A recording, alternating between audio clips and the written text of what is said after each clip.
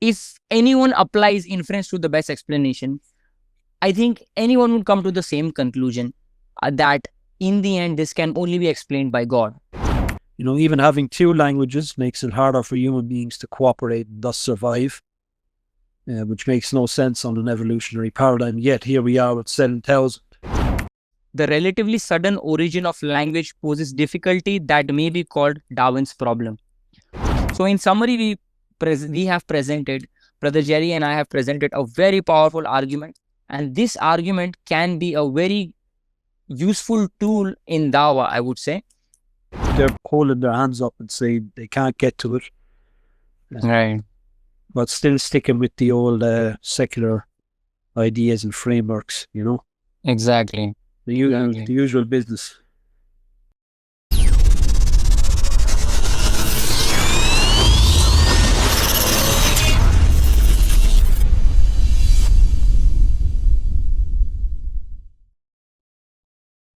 Assalamu alaikum wa rahmatullahi wa barakatuh.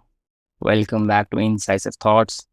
And today we have something really special for you guys. Today we have the argument from language. This is a very unexplored topic on this platform. And just like what we had last time, a discussion about the soul, and in the conclusion, we concluded that the existence of the soul is like a stone that hits two birds at once, which is God's existence in the afterlife. This argument from language is actually a stone that hits 5 birds at once, because this argument can actually be used to refute materialism and naturalism, at the same time make a case for God's existence, at the same time refute human evolution and their narratives, at the same time making a case for Islam, and at the same time making a case for the soul. This might be sounding really intriguing, and inshallah we'll dive deep into the topic. So this discussion would be with our brother Gerry Coghlan, and we will add him to stage now. Assalamu alaikum, Khalid bhai. Walaikum assalam wa rahmatullahi wa barakatuh. How are you doing? Yes, alhamdulillah, all good, mate, all good. And you? Alhamdulillah. Alhamdulillah. So as we know that this discussion is recorded in 2 parts. We would continue where we left off, and inshallah you would address the topic of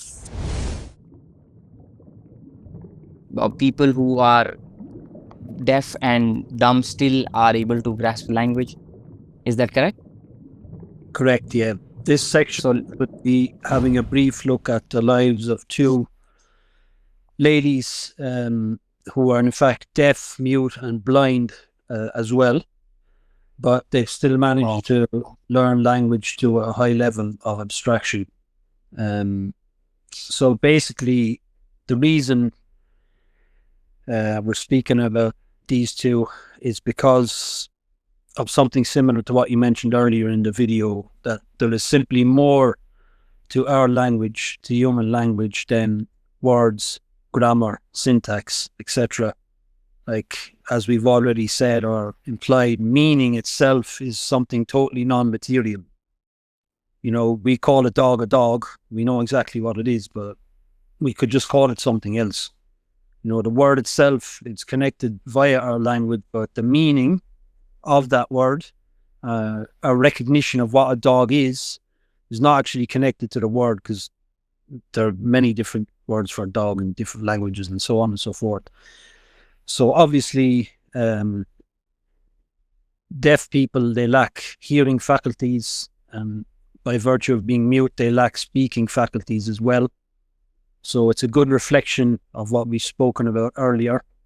In contrast to certain animals, who, like parrots, for example, who have all the vocal equipment to make sounds and speak grammatically correct sentences, but they don't really have a clue what they're saying. These examples of the deaf and mute people can't say a word, obviously. However, they're able to think at a high level of abstraction and express as deep thoughts as anybody else via language, just not with spoken word. Yeah. So they're both from America. One is Helen Keller.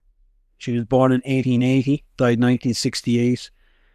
And another is called Laura Bridgman. She was born in 1829, died 1889. Both of them they got severe illness, one at 19 months of age and one at 24 months of age. Amongst other health problems, as we said, they lost their sight, their hearing, and the ability to speak. So now these are not exactly like the feral children, because the feral children had zero exposure to human language. These children had exposure to human language normally up until 2 or slightly less than 2. And then for a few years after, they weren't able to communicate at home using various different methods, but they didn't get proper schooling, proper professional schooling in learning language until later in life. But it's not the case that they were totally isolated and unexposed to language, which is probably why they were able to learn language at a later age, in contrast to the feral children. You know, even though they caught them before puberty and stuff, they started to learn. Just wanted to make that difference clear before I go on.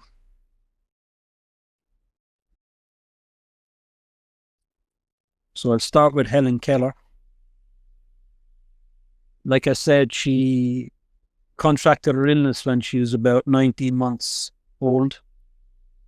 And until she was 7, she just communicated at home using various types of signs. And then she but she met her first teacher, who became her lifelong companion, Anne Sullivan. And Sullivan taught Helen Keller to read and write. Obviously, she's blind, so we're talking about Braille books, and these kind of tools were used. And later on, she actually attended Radcliffe College of Harvard University and became the first deaf and blind person in the US to earn a Bachelor of Arts degree.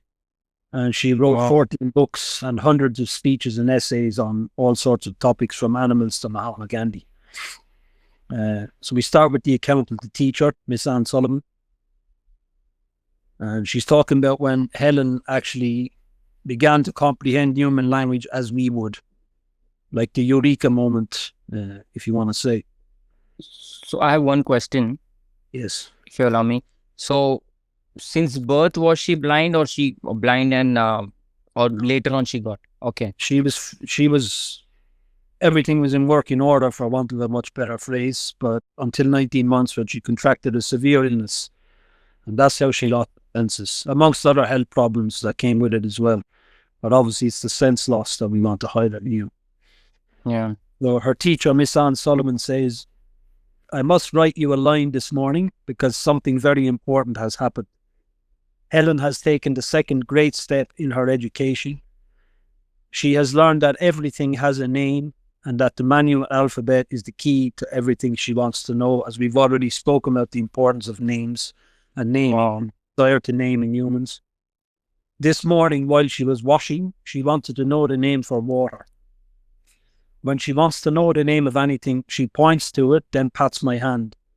I spelled W-A-T-E-R and thought no more about it until after breakfast. I think she was spelling on her palm, you know, so like spelling the letters.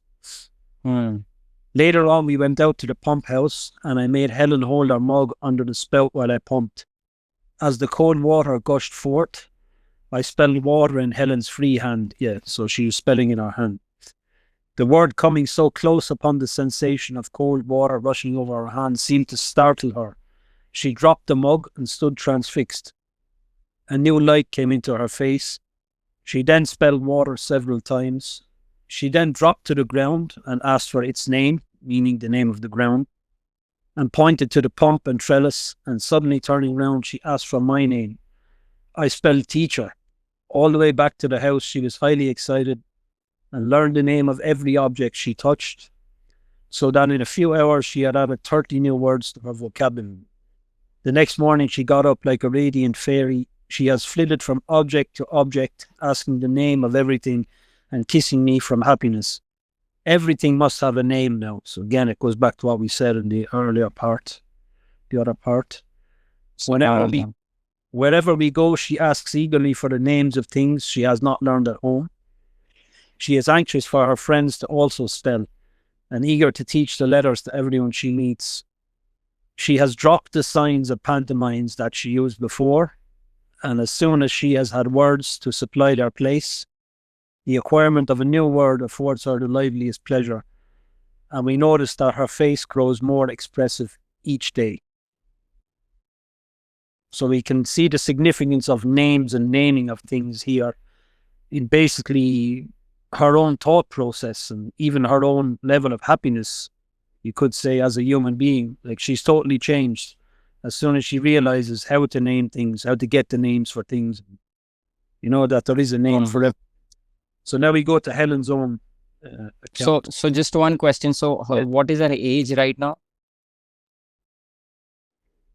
She joined Anne Sullivan's school at 7.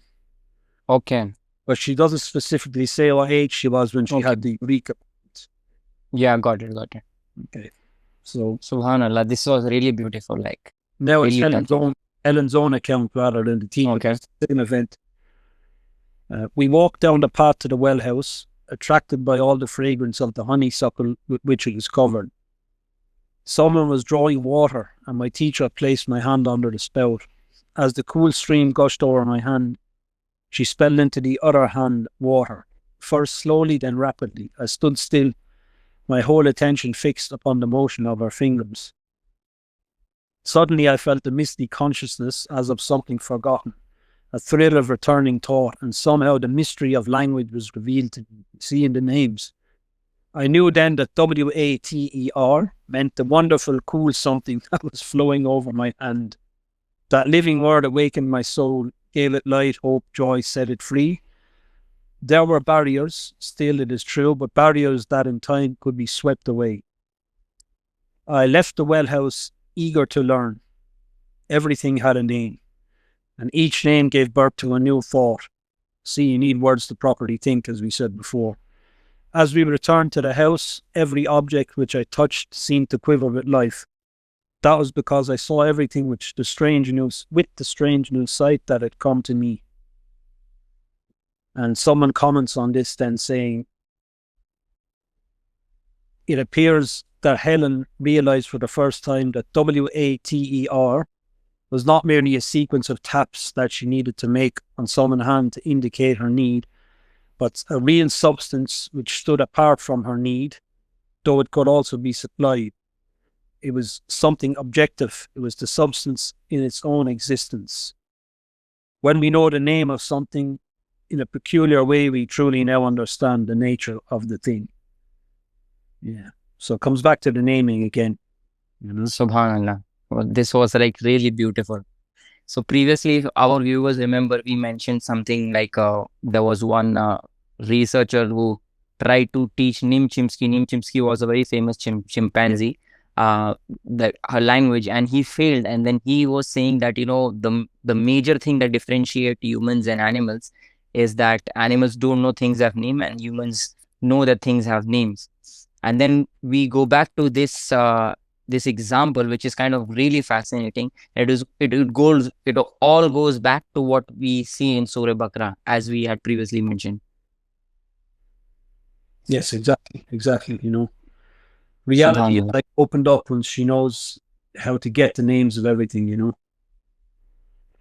So we mentioned Ernst Cassirer in the previous part of the video, and he quotes the teacher of the other lady, Laura Bridgman, and her teacher, Miss Lydia Drew, said, "I shall never forget the first meal taken after she appreciated the use of the finger alphabet.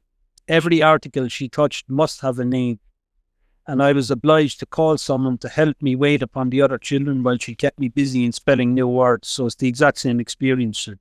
She becomes really hungry to learn the names of everything, and she realizes how to do it, This is the other person. This is Laura Bridgman, the other one. But she had the same.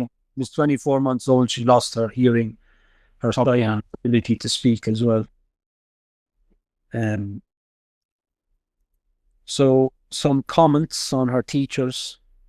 Her teacher had developed a plan to teach Bridgman to read and write through tactile means. That's like raised letters on a book that people can run their hand over if they can't see, and they just get the spelling of the letter via touch, or the shape of the letter, sorry.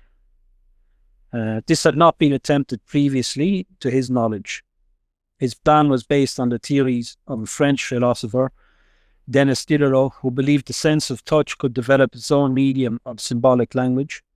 At first, he and his assistant, the lady I just mentioned, Lydia Drew, used words printed with raised letters, and later they progressed to using a manual alphabet, expressed through mapping the English alphabet onto points and tracing motions on the palm of the hand. Eventually, she received a broad education. She was taught words before the individual letters. Her first equipment consisted of pasting paper labels upon several common articles, such as keys, spoons, and knives, with the names of the articles printed in raised letters. He then had her feel the labels by themselves, and she learned to associate the raised letters with the articles to which they referred. Eventually, she could find the right label for each object from a mixed heap. The next stage was to give her the individual letters and teach her to combine them to spell the words she knew. Gradually, in this way, she learned the alphabet and the 10 digits. Her own interest in learning became keener as she progressed. Long before she had learned to speak, she had developed a very curious mode of expression, which was a language of her own. It did not consist of articulated sounds, but noises which could be described as emotional noises. She was in the habit of uttering these sounds in the presence of certain persons. Thus they became entirely individualized, meaning the sounds and the people to her. Every person in her environment was greeted by a special noise. Whenever she met an acquaintance unexpectedly, I found that she repeatedly uttered the word for that person before she began to speak. It was an utterance of pleasurable recognition. But when by the means of the finger alphabet the child had grasped the meaning of human language, the case was altered. Now the sound really became a name, and this name was not bound to an individual person, but could be changed if the circumstances required it.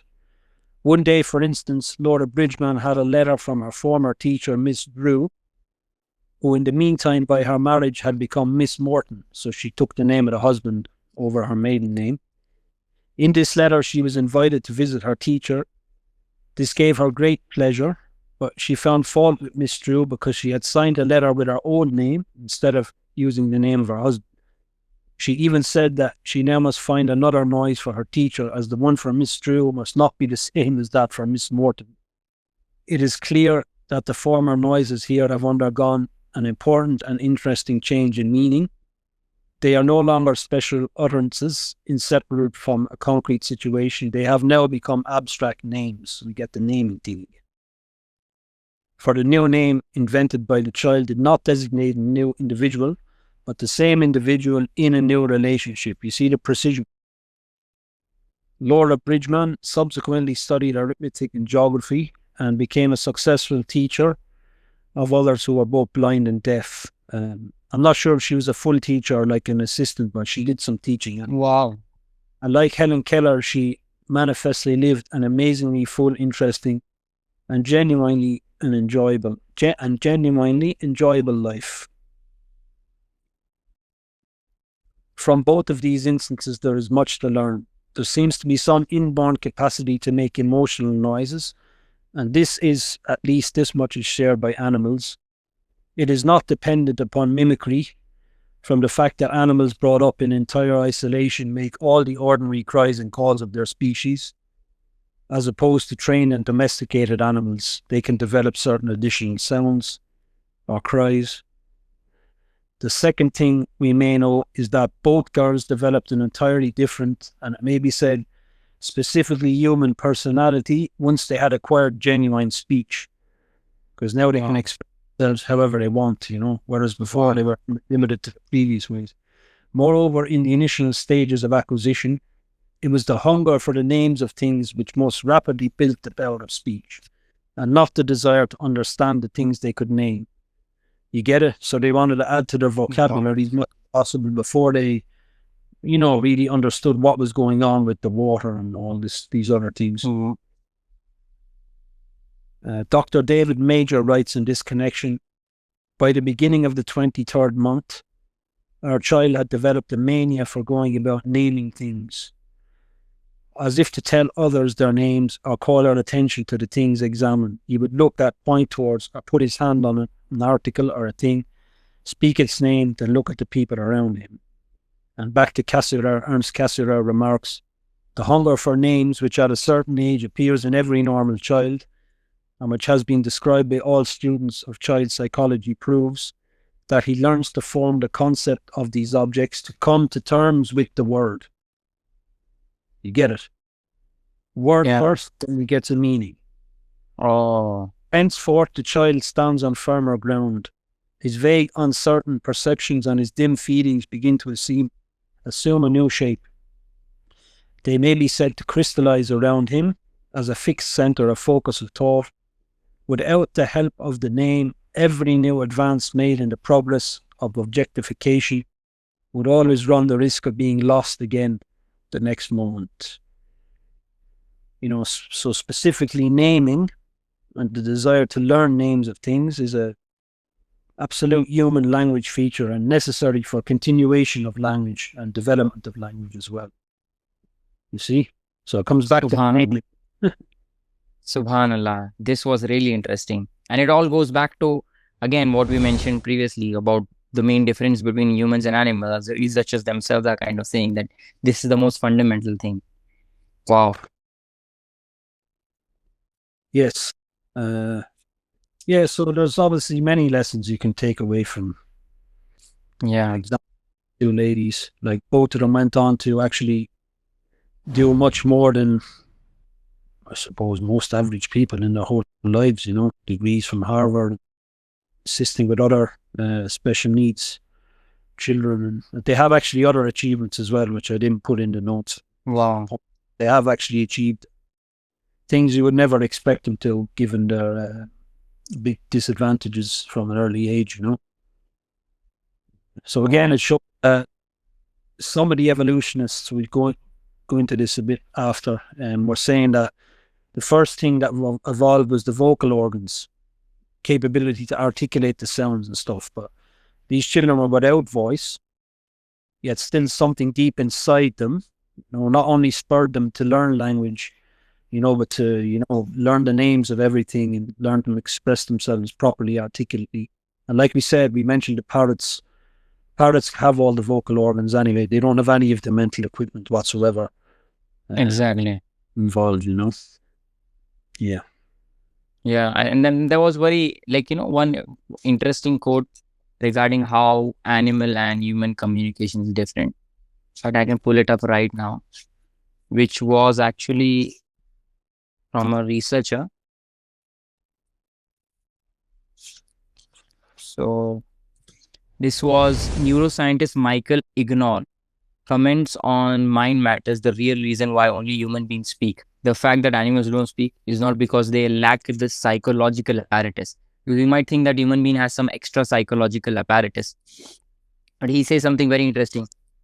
So I'm quoting him. Many non-human animals have the psychological apparatus needed to form words, yet they have no language. They can make and respond to signs, gestures, grunts, and the like. A dog, for example, can respond appropriately to simple words directed at him, sit, fetch.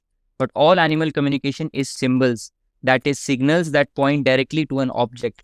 In this case, the object is simple, expected action that animal is to perform immediately.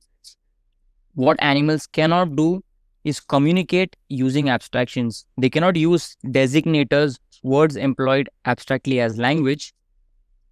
The difference between human language and animal symbols or signal is the difference between abstract thought and concrete thought. It isn't brain circuitry that renders human capable of language and animals incapable. As Aristotle pointed out 2 millennia ago, abstract thought is inherently an immaterial power. It is the immaterial aspect of the human soul. It is the nature of and the difference between animal and human souls that provide animals with symbolic communication and grace man with language. So this is what he had to say. So there's something very interesting here, which again, he is kind of pointing to the soul, which if we go back to our conversation, we presented an argument for the soul. And, this kind of is in line with what linguist Mark Baker was saying. There's some also extra commentary there by another author who was reporting this in an news article. And immaterial power is just the sort of power that seems highly unlikely to be the gift of a purely material, unguided, unintelligent process like Darwinian evolution. In abstraction, human communication attains a wholly different order from that of animals. We cannot seek an explanation for it simply in evolving brain circuitry. So, again, this was kind of really interesting. And it again connects back to what you have said to some extent. Yes, and there's actually many other features that animal communication lacks. One of them that's been pointed out is compared to human language, of course, is displacement. So animals, their grunts and their growls and all this, like if a dog bares his teeth and he growls at you, this is like back off. No, but the dog can't tell you, oh, I growled at someone like 6 months ago in a different place, a different guy, to tell him to back off. It's just the growly, it's his response to him not liking you or something about you. But they can't do displacement either. You know, they generally just respond to what's in their immediate surroundings or an immediate need. And there's other things that have been pointed out animals can't do as well, but for brevity, I don't think we'll go into them here. Yeah. So I will cover one section now, which is, I think, really interesting. It might take me some time, so you'll have to bear with me, and I'll try to go very swiftly. And our audience, I would request them. I would show some of those things in more detail on the screen. It will appear. And if they are interested in that topic, they can like pause the video and take screenshots and read the entire thing, because we are short for time here and we have to rush. So the topic would be issues with Darwinism, Darwin's problem. The first part is language acquisition. So whether we speak the same language or not, all human beings possess a common language faculty. We are born with an innate capacity to learn language. This is a defining feature of humanity, as we have kind of shown. This language acquisition feature in human beings has caused theoretical problems for evolution. The fact that human beings seem to have an innate ability to merge linguistic input and develop knowledge of language that extends far beyond anything that she has learned cannot be explained by evolution. So, what is exceptional about human language? People can see on the screen. I'm not going to go in depth, but I'm just going to specify some things which are really different from animal communication: syntax and grammar. Second thing is abstract and symbolic thought, complexity and speed of acquisition, and no intermediate forms. As we move on, as we were talking about this researcher, Herbert, he in an article did mention and pointed out three things which are different from human and animal communication. All humans can name things, no animal can. All humans converse taking turns as speakers and listeners, no animal can. All humans can create sentences, no animal can. This is what he had to say. And he also kind of mentions how language evolved is a problem that biologists, philosophers, psychologists, and linguists have debated since Darwin. There's still no agreement about what features of language were selected for animal communication. And he goes on and tries to be hopeful that, like, maybe in this area or that area, if we get more, information, we might be able to solve the problem of language. But as we would see forward, how this seems to be really unlikely. Humans, so we have another commentary here. Humans are entirely distinguished by their use of common language. As Noam Chomsky, a very famous linguist, he says that human language prefers to be a unique phenomena without significant analog in the animal world. If this is so, it is quite senseless to raise the problem of explaining the evolution of human language from more primitive systems or communication that appear at lower levels of intellectual capacity. There is no reason to suppose the gaps are bridgeable. So this is quite interesting. He himself is mentioning that there is no reason to suppose that these gaps are bridgeable. And people can see the sources on the screen. Now, attempts to teach language to non-humans. There was one study that was done, and as we said, Herbert Asterothy kind of concluded that he postulated there is a fundamental difference between animals and humans in their motivations to learn language. Animals such as Nim's case are motivated only by physical reward, while humans learn language in order to create a new type of communication altogether. So this is a fundamental difference there. Many people make the error of considering language to be a system of communication that is simply a few order of magnitude superior to animal communication. However, the communicative aspect of language is peripheral to its primitive function, to its primary function as a system of thought, serving to analyze and clarify concepts, construct ideas, and so on. People can read forward what I have to mention. How vastly different are animal speeches, screeches, roars, croaks, and grunts from the human faculty, which permits conceptualization of laws of physics or philosophizing about the nature of our existence. And this kind of American linguist and philosopher Ray Jackendorf notes. So, animal communication is at best analogous to human gestures and body languages, as animals typically have at most a few dozen distinct calls, and they are used only to communicate immediate issues such as food, danger, threat, or reconciliation. Even attempts at teaching human language to primates through intensive instruction and training have demonstrated only a modest ability to acquire limited communication, and so on. But there's something very interesting here. Human language was complex at inception, and this is what many researchers have kind of concluded. So one study is right there, people can read, and they came to the conclusion that human language is intrinsically complex rather than simplest since the get-go, which means that when they analyze human language, since the start it was complex. There was no simple to complex development of language. The hierarchical complexity found, and I'm quoting these researchers and their studies, the hierarchical complexity found in the present day language is likely to have been present in human language since its emergence. Now, this is something known as Darwin's problem. This insight into the origin of language also poses significant problems for the evolutionary paradigm, as linguist Noam Chomsky and anthropologist Ian Tattersall admit. The relatively sudden origin of language poses difficulty that may be called Darwin's problem.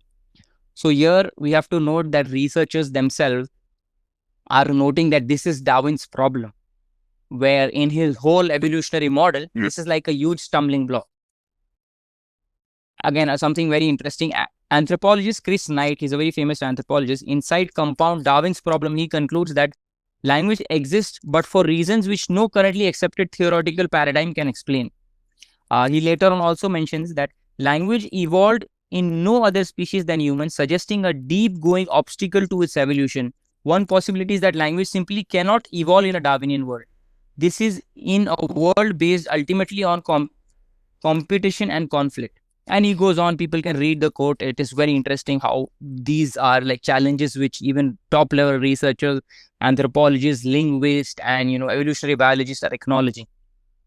There's one more study which I want to highlight, which was known as the mystery of language evolution in 2014, 2015. And you can see a line of list of top level researchers in this topic coming from various fields, even including people like Noam Chomsky and Ian Tattersall. All of them are involved in this. They looked at, and this is very interesting, they looked at how we can solve the mystery of language, and they went to different fields. They looked into comparative animal behavior. They looked into paleontology and archaeology. Then they also looked into microbiology and also into modeling.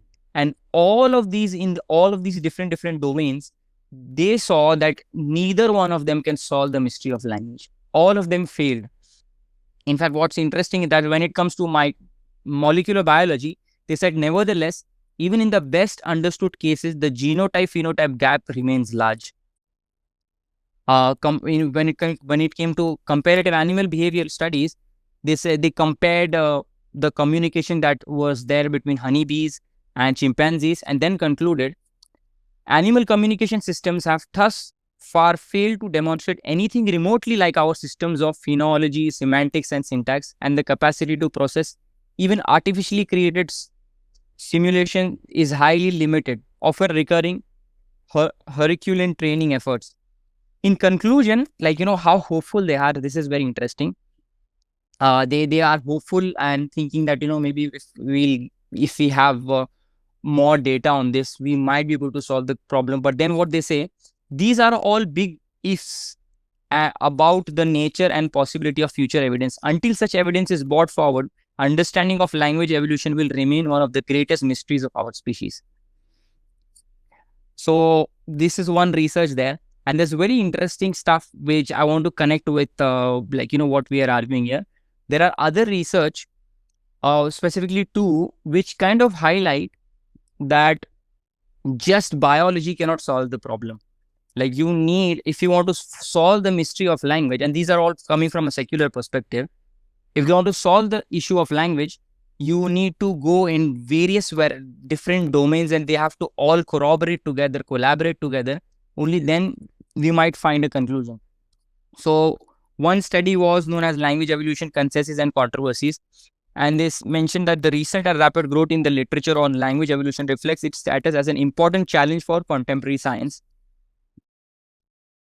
They also mentioned that indeed possibly the strongest point of consensus among researchers is that to fully understand language evolution, it must be approached simultaneously from many disciplines. And of course, they were making that why it is important to take this approach from many different disciplines. But yet, what is missing here, and this is very important, is theology and metaphysics. If they're not incorporating metaphysics and theology, I feel that they still cannot solve the problem. So then they mentioned that there is good reason to suppose that we will not be able to account for the evolution of language without taking into account all various systems that underline it. This means that language evolution is necessarily an interdisciplinary topic. There is inevitable skepticism. This is very interesting. There is inevitable skepticism regarding whether we will ever find answers to some of these questions surrounding the evolution of language and cognition. So they are skeptical, and they're like, maybe it could be a possibility that we may never find an answer. So I think the key issue here is they're not incorporating theology and metaphysics here. Another study people can see on the screen, again, same thing. They mentioned that, they can't solve the issue. They have to corroborate many different studies. But again, without incorporating theology and metaphysics, I don't see any hope for legitimate solutions. So Darwinism as an explanation faces many issues, and it's inadequate in terms of providing the right model that corresponds with empirical data at hand. The fact that we humans have come to possess this extraordinary gift of language, this incredible capacity for limitless expression and underlining, cries out for an explanation. Now, I have Dr. Nasir Khan's commentary, and this is very interesting because he understands how theology can solve the problem. He says that we have this massive gulf of what makes us different from other species, and that is to be accounted for. And if we look at one of these empirical reasons to think that human beings to be special, and then what are the theological reasons to think human beings are special? We see a lot of overlap, he says. And we actually see a very interesting synergy between theology and between empirical science. One of them is the gift of language, he says. So, of course, we know how Islam, from an Islamic vantage point, the sudden appearance of language that uniquely coincides with the first appearance of humans is a sign for a special event. It is precisely what we would expect if human beings were a special creation of God, as scripture describes. So again, I'll just skim through one more thing, which was language emergence. How Ibn al-Qayyum al-Jawziyah, he argued quite a long time ago, God is the one who prepared the mind of the human by making it amenable to learning language in contrast to all the other animals. There was now this, just bear with me, two more studies and I'm done here. How could language have evolved? This is a very interesting study. Again, this involved Ian Tattersall and Noam Chomsky. And the authors assert that language is a cognitive process starting with neural activity that affects vocalization. Language is possible even when humans lack the capacity of vocalization and hearing. For example, deaf people communicate by singing, signing, and not vocal speech. Still, they have the same language capacity as hearing hearing people because the neural apparatus required for language is in place. Now, this is what they have to say. They say that the language faculty is an extremely recent acquisition in our lineage, and it was acquired not in the context of slow, gradual modification or pre-existing systems under natural selection, but in a single rapid emergent event that built upon those prior systems but was not predicted by them. The relatively sudden origin of language poses difficulties, may be called as Darwin's problem, as we highlighted here. So we see there are many researchers that are saying the same thing. One more so this is very interesting. The last thing that we had to mention, like your biological anthropologist Terence Deacon has argued that this appeal to such a solitary lucky genetic accident is tantamount of an argument from miracles. So if these researchers in the end have to say that this is just like a lucky accident which happened, this is like just like a miracle, just like you were mentioning previously how Richard Dawkins was mentioning that it just happened. So again, from our perspective, we know that language is not a lucky accident. This emergence of language is not a lucky accident, but it has it has a purpose. It has meaning. It has a meaning behind it, and that is what maybe where they lack in terms of making sense of it. So, in conclusion, I would like to say that from a Islamic perspective, Islamic theology has the most coherent view, which kind of all of these disciplines, this growing discipline, which have like these issues and mysteries of language. It kind of unifies all of them and gives us a coherent view of why is it the case that with the emergence of humans there is something like language that also emerges, and naturalistic processes and Darwinian models cannot solve this issue. Yeah, so that's all I have to say. Excellent. Yeah, others have echoed what you've said, Khalid, basically insofar as they're saying that they most or more than most likely will never know the origin of language, and that it can continue being debated for centuries. But it just goes back to what I said in the beginning. They're arguing from a supposed fantasy stage to begin with whatever whatever scheme you want, and then they're just adding more fantasy stages on top until they arrive at what we know.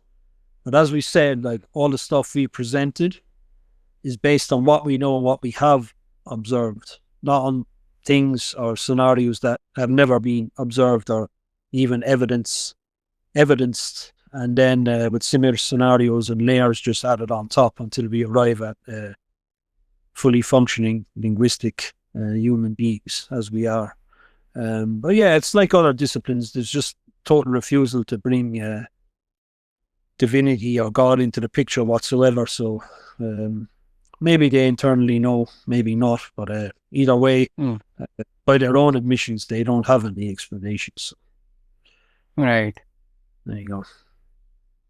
So can we move on to the next section that you wanted to? Yes. Let's go. So the next section is specifically about the differences in human languages. And obviously, we've already said that Allah said in Surah Rum, verse 22, in a part of the verse that specifically from His signs are the differences in your colors, your skin tones, and also the differences in your languages. Now, as we said, from an evolutionary standpoint, this splitting of languages or diverging of languages is nothing but a hindrance. It facilitates absolutely nothing. Even having two languages makes it harder for human beings to cooperate and thus survive, which makes no sense on an evolutionary paradigm. Yet here we are with 7,000 and an unknown number of dead languages as well. Right. So evolution, it retains the traits which facilitate life. Okay, you could argue that language does facilitate life. But what about the 7,000 different languages? What was the point of the divergence? You and I being entirely unable to communicate with someone from China or Peru doesn't help us. Pre-internet, what were we going to do if we got stranded somewhere in a foreign country somehow? We're just utterly flummoxed. We're back to the old gestures and grunts and points. In fact, the differences between our languages have now put us in a right pickle, So it would be far easier from an evolutionary standpoint if we all spoke one language. And I'm going to quote from someone, evolutionist scholar, who basically says this in more detail later. But I'll just say that variety in creation, variety of kinds and variety within kinds, is a higher evidence of a creator than having less variety, for example. Why? Because if a factory line is set to produce whatever, Tesco sandwiches, it just produces the same sandwich until someone, i.e. an intelligent person with intent, alters the settings, and only then will it produce a different sandwich. And the same for phones or anything. Like, if it was just a mechanical process, there wouldn't be variety, but variety also makes things more interesting for us, makes the world more lively for us as well. So, like, there are many reasons why God chose to put variety in things, but the variety is, in fact, a major indicator of the work of the creator. We don't just have the 7,000 different languages plus the dead languages. If we go deep, we have different dialects. Obviously not the tribal languages in small communities, but the more widely spoken the language, the more dialects you have. Even within the dialects, people have different accents. And it gets even more amazing when you think about every single human being has a different voice. No two people have similar voices, yet our vocal equipment, if you cut us open and have a look inside, it's the exact same.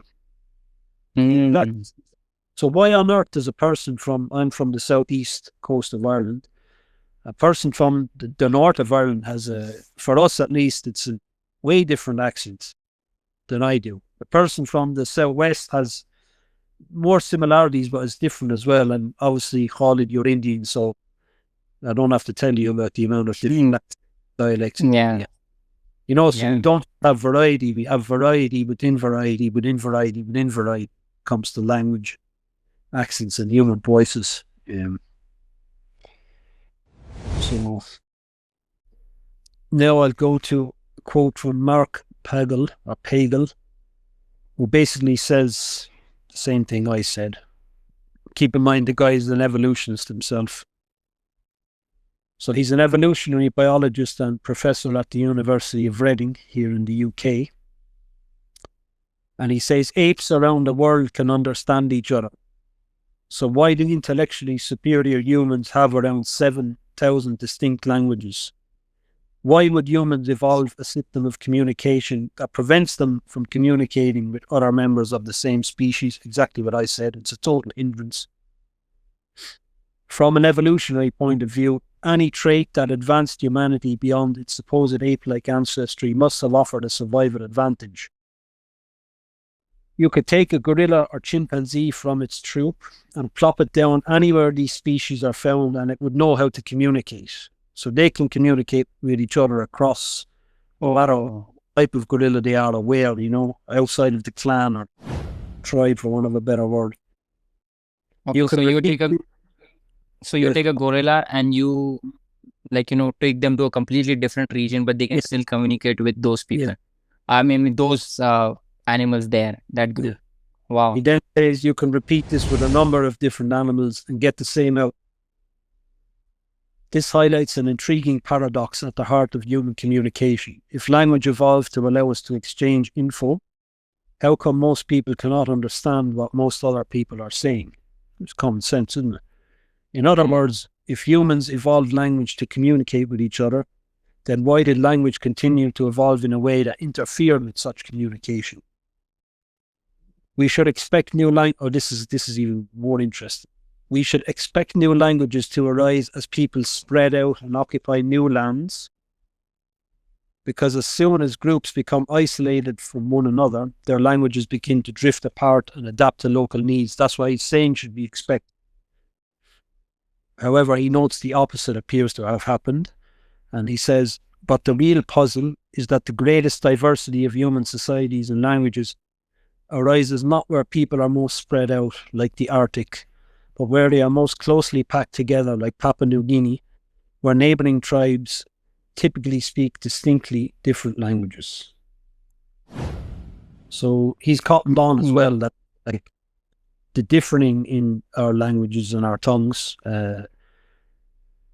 is a real stumbling block for the evolutionists as well. It's not just that language, this, as we've gone into, but the differing as well.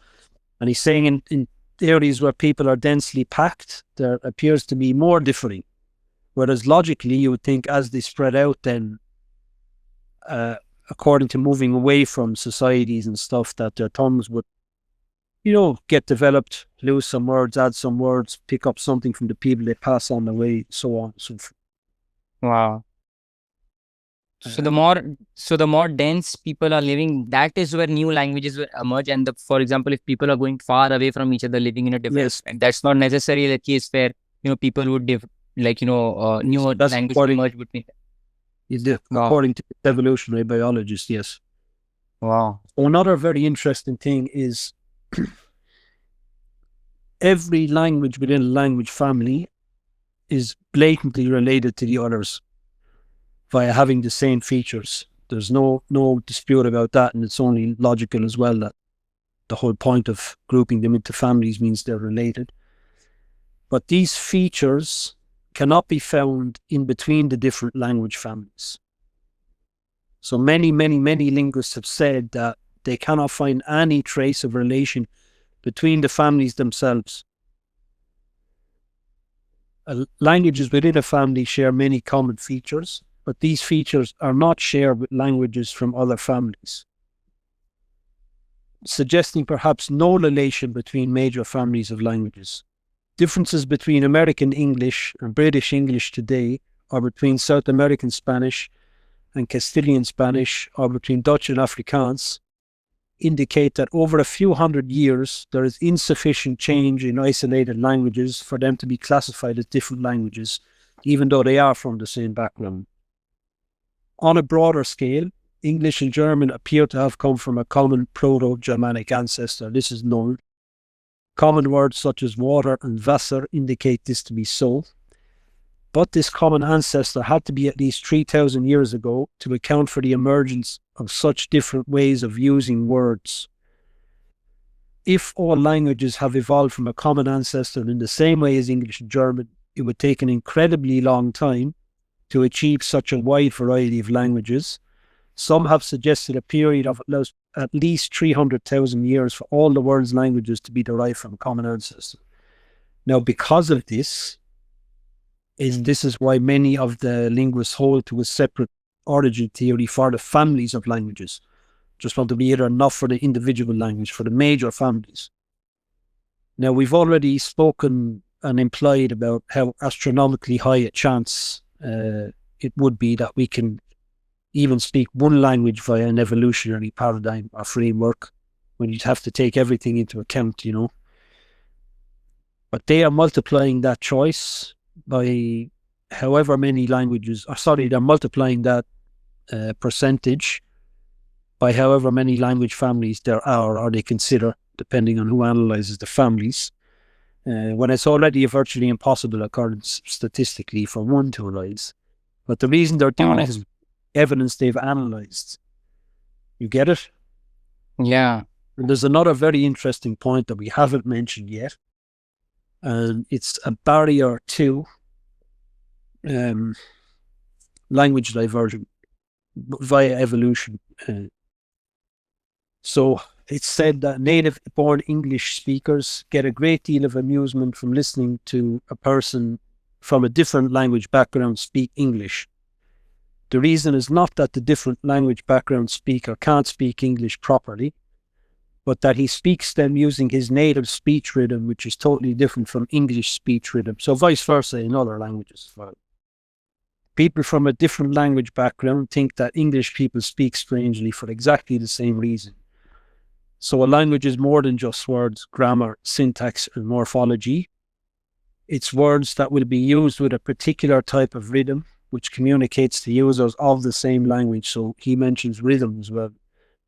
In order to change a language thoroughly, all of its attributes must be changed. Words, word patterns, and speech rhythms. And he says the changing of speech rhythms, meaning over time, is extremely difficult to achieve. So from what we know, the major language families, while all of them have grammar and syntax and stuff, they don't seem to be related. They don't seem to be related at all. The reason I brought this up is because obviously Allah has clearly said that the differences in language are from His signs. So He did intend it to be from His signs. We don't have a definite proof of whether the divergence was something that occurred over time or whether it's something that Allah had done instantaneously at some point in the past. It could be either way.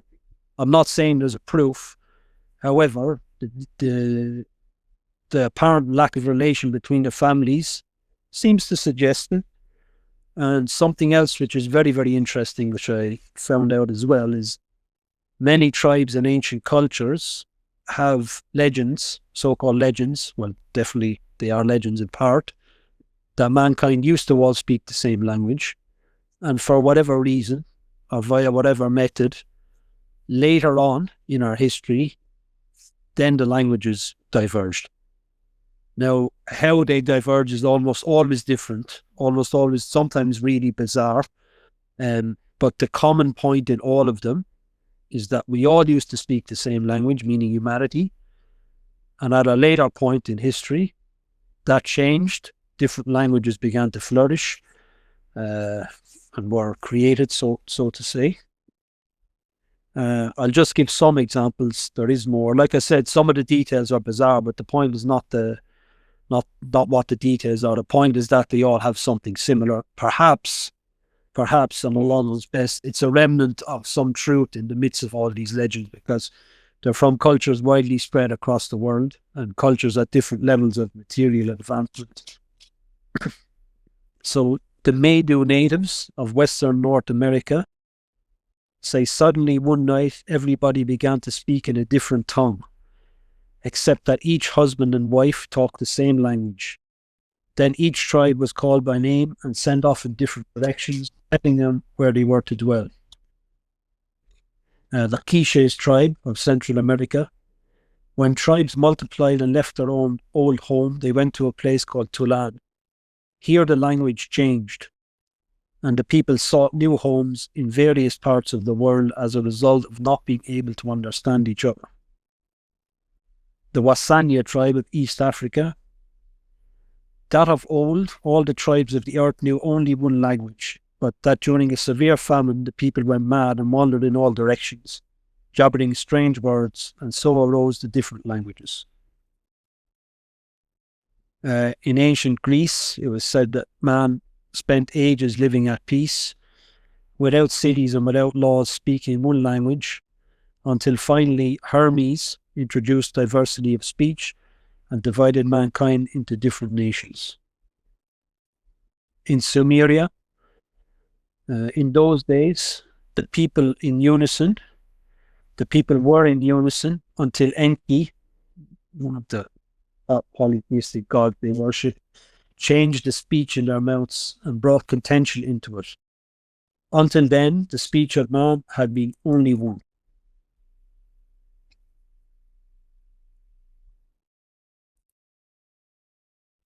The Incas from South America, in the story of the god Viracocha, he created the second race of human beings from clay. Having painted his creations with distinctive clothes and giving them different languages and customs that would distinguish them, he breathed life into them and caused them to descend into the earth and disperse. So saying the second race of human beings were the ones that had their languages changed and diversified. The Andaman Islanders, they hold that before even the death of the first man, his offspring became so numerous that their home could no longer accommodate them. At Puluga's bidding, they were furnished with all necessary weapons, instruments, fire, and then scattered in pairs all over the country. When this exodus occurred, Puluga provided them each with a distinct dialect. Wow. There's a Hindu story as well that says, in the center of the earth grew a wonderful world tree or knowledge tree. It almost reached to heaven. It said in its heart, I shall hold my head in heaven and spread my branches over the earth. and gather all men together under my shadow and protect them and prevent them separating. But Brahma, to punish the pride of the tree, cut off its branches and cast them down to earth, where they sprang up as wata trees and made differences of belief and speech and customs to prevail on the earth to disperse humans upon its surface. The Tikuna of the Upper Amazon, again, they believe all peoples were once a single tribe living together and speaking the same language, but something happened, they don't specify what, and thereafter people began to speak different languages, split into different groups, and disperse far and wide. I'll just give one more now. This is from the Encounter Bay tribe, Australian Aboriginal tribe. In remote time, an old woman named Wurruri lived towards the east and generally walked with a large stick in her hand to scatter the fires around while others were sleeping. She died. Men were greatly delighted at her death. They sent messengers in all directions to give notice of her death. Women and children and men came not to lament but to show their joy. The Ngarrindjeri tribe were the first to fall upon her corpse and begin eating the flesh, and immediately began to speak intelligibly, or maybe it's meant to say unintelligibly.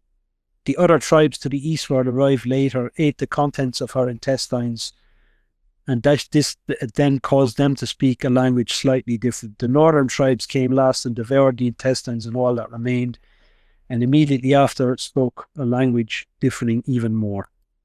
And there's more of those legends from all around the world as well. So obviously with differences, the story of the old woman's corpse and all that, this is obviously myth and legend, but the one characteristic that they all have in common is that we were speaking one language at one time, and through various different means that changed, and we began to differ in our tongues and speech, you know. So perhaps that is a remnant of the real event. Oh, by the way, I just want to say, when I mention stories about this, people will probably automatically have the Tower of Babel stories spring to mind. I wasn't advocating for that story. Again, that's the other false story with various layers of kufr and blasphemy in it. But that doesn't mean that the fact that, just like there's falsehood in these stories, the fact that the Tower of Babel says that our languages broke up as well can still be a correct hangover from something that is an actual event. I'm not saying this is definite, but how do you explain all this then? You know, it's definitely, it's certainly very, Wow. you know. Wow. So in just some of the examples that you use, we kind of covered the whole globe, like, you know, scattered all across the different tribes. And just to reiterate, firstly, in the, like, you know, previously what we spoke about was how, like, you know, I just mentioned few examples, you might know many more, how there are so many cultures all over the world, different tribes and cultures and religions, which kind of show how language was a gift from God, or it was a divinely given gift endowed on humanity. So in terms of, like, you know, humanity was given a gift like language is something that is prevalent in many cultures. But then also another belief which is very, very much prevalent in many cultures is that later on something happened, which, like, you know, people might differ on the particulars, but what we similar, and that something happened and then people scattered and new languages emerged, like, you know, kind of difference between different languages kind of emerge, different languages emerge. So these two things, both of them can be found in many different cultures and different tribes. This is something really fascinating. Yeah, no, Subhanallah. it was mind-blowing when I came across it. My mind was boggled as well, to be honest. Subhanallah. Subhanallah. And both of these are, like, you know, in line with the Islamic perspective, at least some of it, which is, of course, Adam alayhi salam was given language. Yes. And then also the verse from Surah Rum that you spoke about the difference of the language, there are signs for within it. Wow. So there could be multiple signs in the differing of our language. Absolutely amazing. Wow. Alhamdulillah, that's quite fascinating. So now we move on to another section, which is arguments which we can derive from the nature of language, which refutes materialism and naturalism. So how we can show the nature of language itself is a big stumbling block for worldviews such as materialism, naturalism, and even physicalism. So I am going to present sort of three arguments which are kind of addressing different aspects of language. The first one is something I call the immateriality of language, a case for God's existence. And I'm extracting this from actually a paper titled A Linguistic Argument for God's Existence by Dr. John and Dr. Jeremy, which was, I think, published in 2017 in a journal that people can see on the screen. So this argument is one portion of that entire paper, which is a broader argument, but now we will only focus on this nature of language. So it starts off with explaining how the prevailing narrative is the worldview of materialism, where materialism asserts that everything in existence can be reduced to matter and energy, no soul, no spirit, no God. So if we turn to language and see, can materialism actually adequately explain this fundamental aspect of human existence? So what is language? At its core, if we think about what language is basically these doctors they explain is encoded meaning, or we can say what are words. Words are vehicles to meaning. So language at its core is assigning meaning to symbols such as words which are otherwise meaningless on their own, combining these symbols according to rules of grammar to create complex messages. For example, in English, we use the word dog to refer to a specific type of animal. This sound or written symbol dog is arbitrary. It holds no inherent connection to the creature itself. The same animal is called perro in Spanish, chin in French, sabko in Russian. The meaning is assigned. It's not the inherent. It's not inherent. You can, as people can see on the screen, there are so many words for different words for dog. Dog, cane, perro, go, chin, sabako, sabaka. I mean, I don't even know how to pronounce that name. So the non-material nature of language is what we want to look at. Now, a message is reliably encoded and transmitted. It is the same whether it is via paper, ink, on a magnet disc, or a plastic CD, or chiseled on a rock.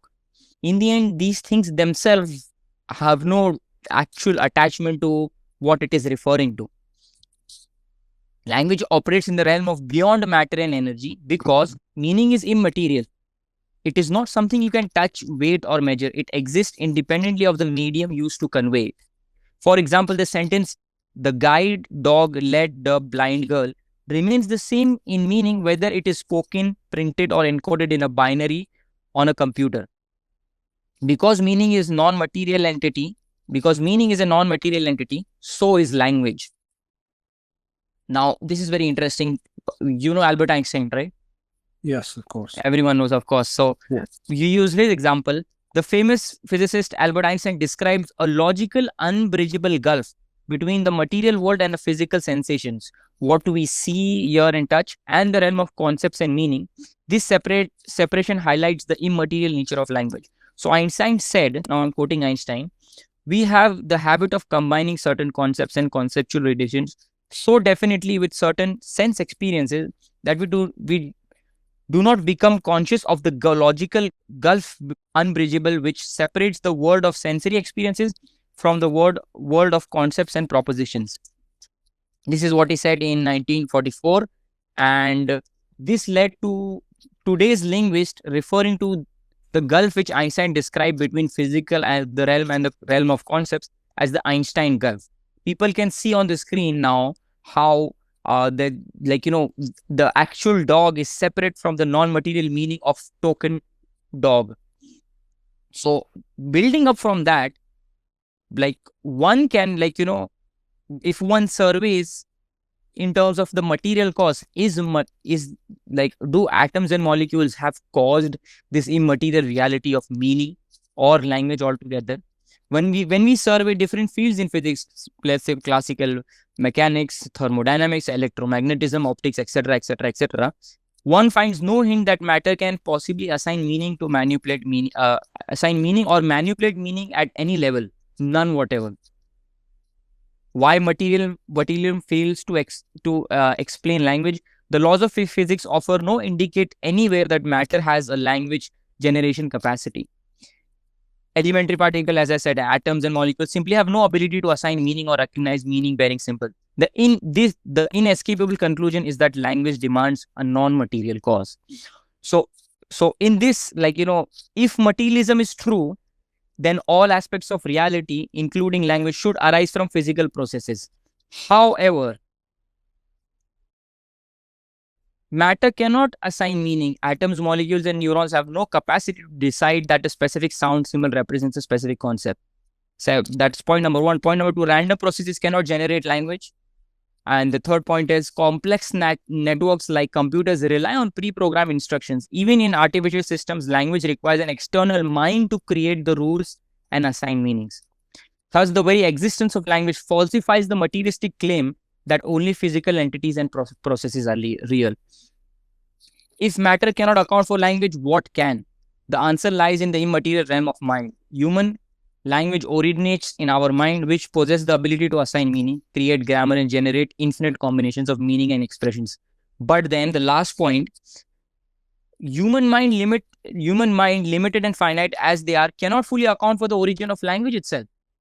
The intricate complexity, universality, and power of language points to a transcendent mind, an ultimate source of meaning and communication. So in conclusion, this refutes materialism, to some extent naturalism and physicalism, and points to God. So this was one argument, which is, I think, a powerful argument which we don't think about because it is a little complex to make.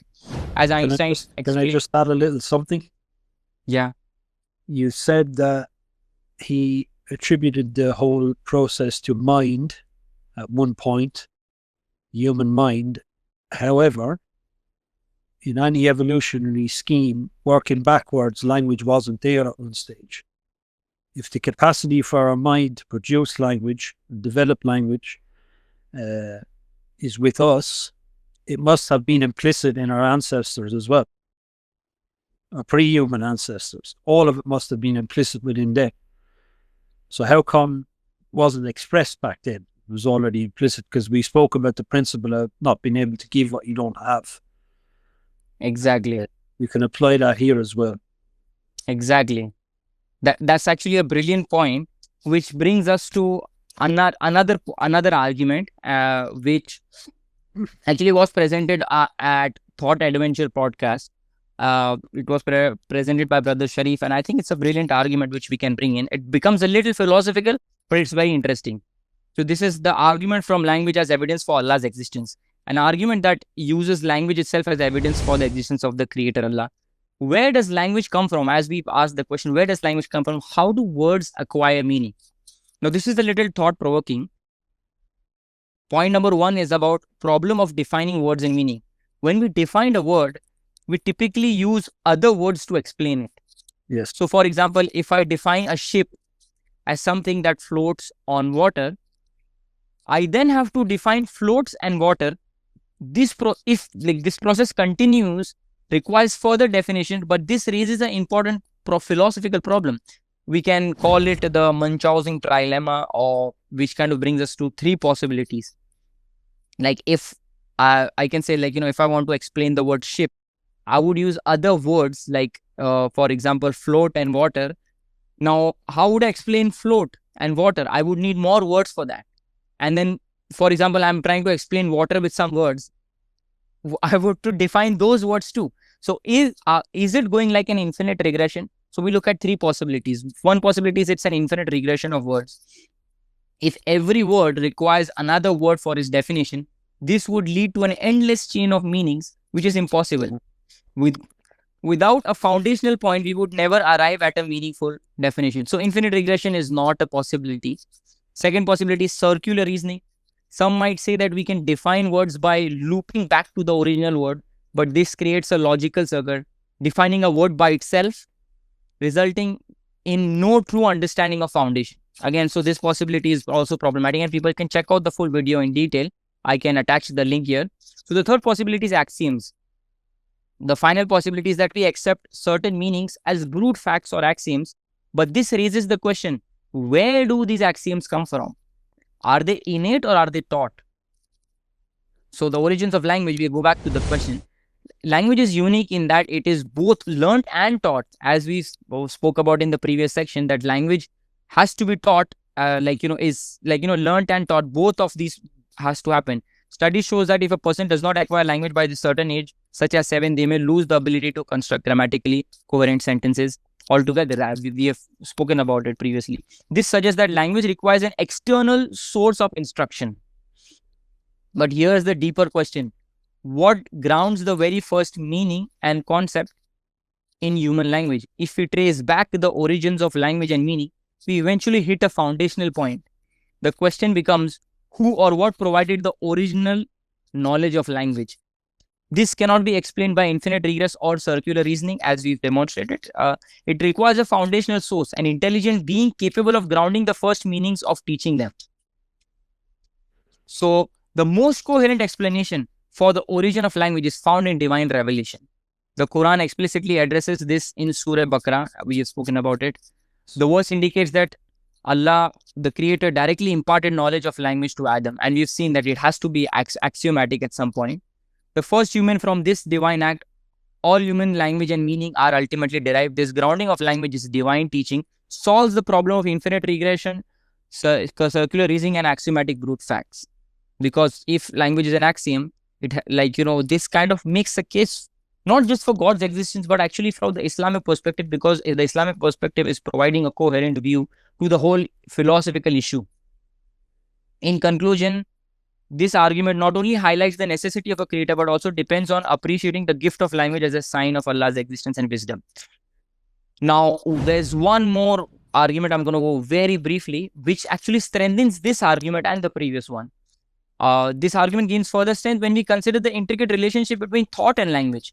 So now is another argument which is also kind of going at a deeper level or addressing another aspect, which was developed by Dr. Shahrukh Chaudhary. This argument is known as the argument from prior cognitive information.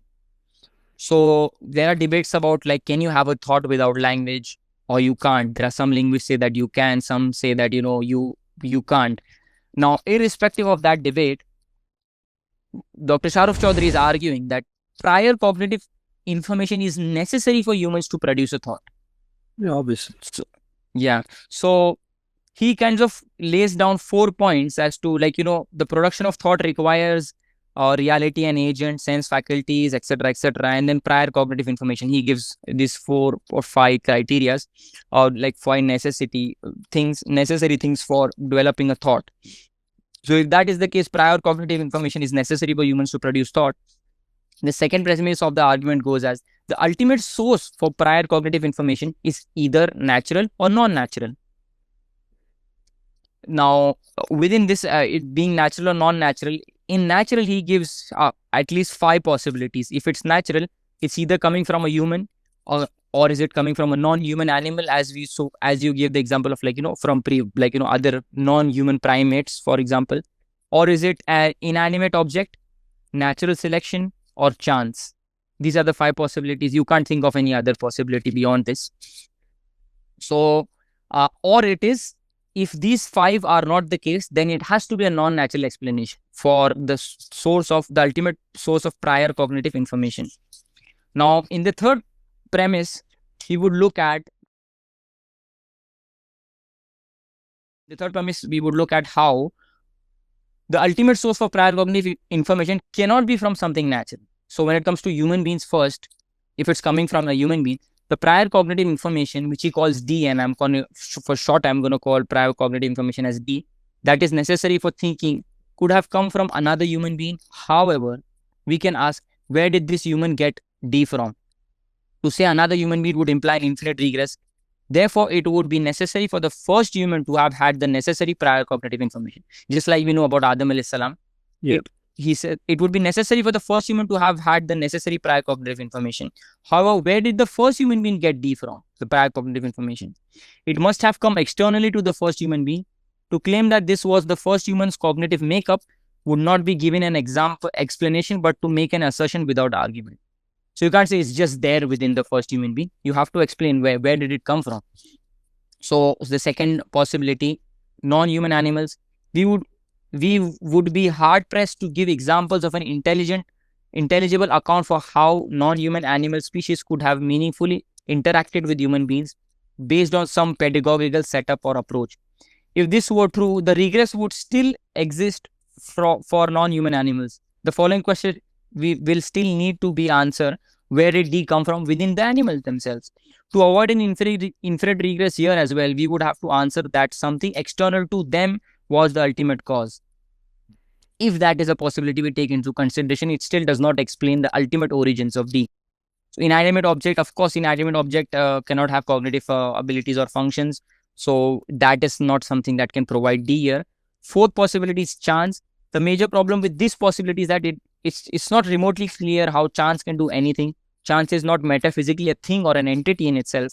It has no being and is not cognizing potency or power. And Dr. Sharif Chaudhary gives a detailed explanation how chance cannot explain. People can read on the screen. We are short for time here, so I'll just move forward. Chance cannot be the case. The fourth possibility is natural selection, and I'm not going to go in detail because we know we have also demonstrated previously how natural selection cannot explain this. And then he says that the most plausible reason explained further below would be to argue that the selection D, prior cognitive information, is consciously guided by a mind with pedagogical attributes. So conclusion with fourth, therefore, it must be from something non-natural, because all of the naturalistic explanations have been exhausted and they cannot provide an ultimate source for D. Since the possibility naturalistic candidates to explain D fail, the reasonable conclusion is that to explain D, we must look for non-naturalistic explanations. Conclusion 5, the most plausible non-natural source for prior cognitive information must be a transcendent agent cause that has property of omniscience, life, and intelligence. The non-natural agent cause is approximates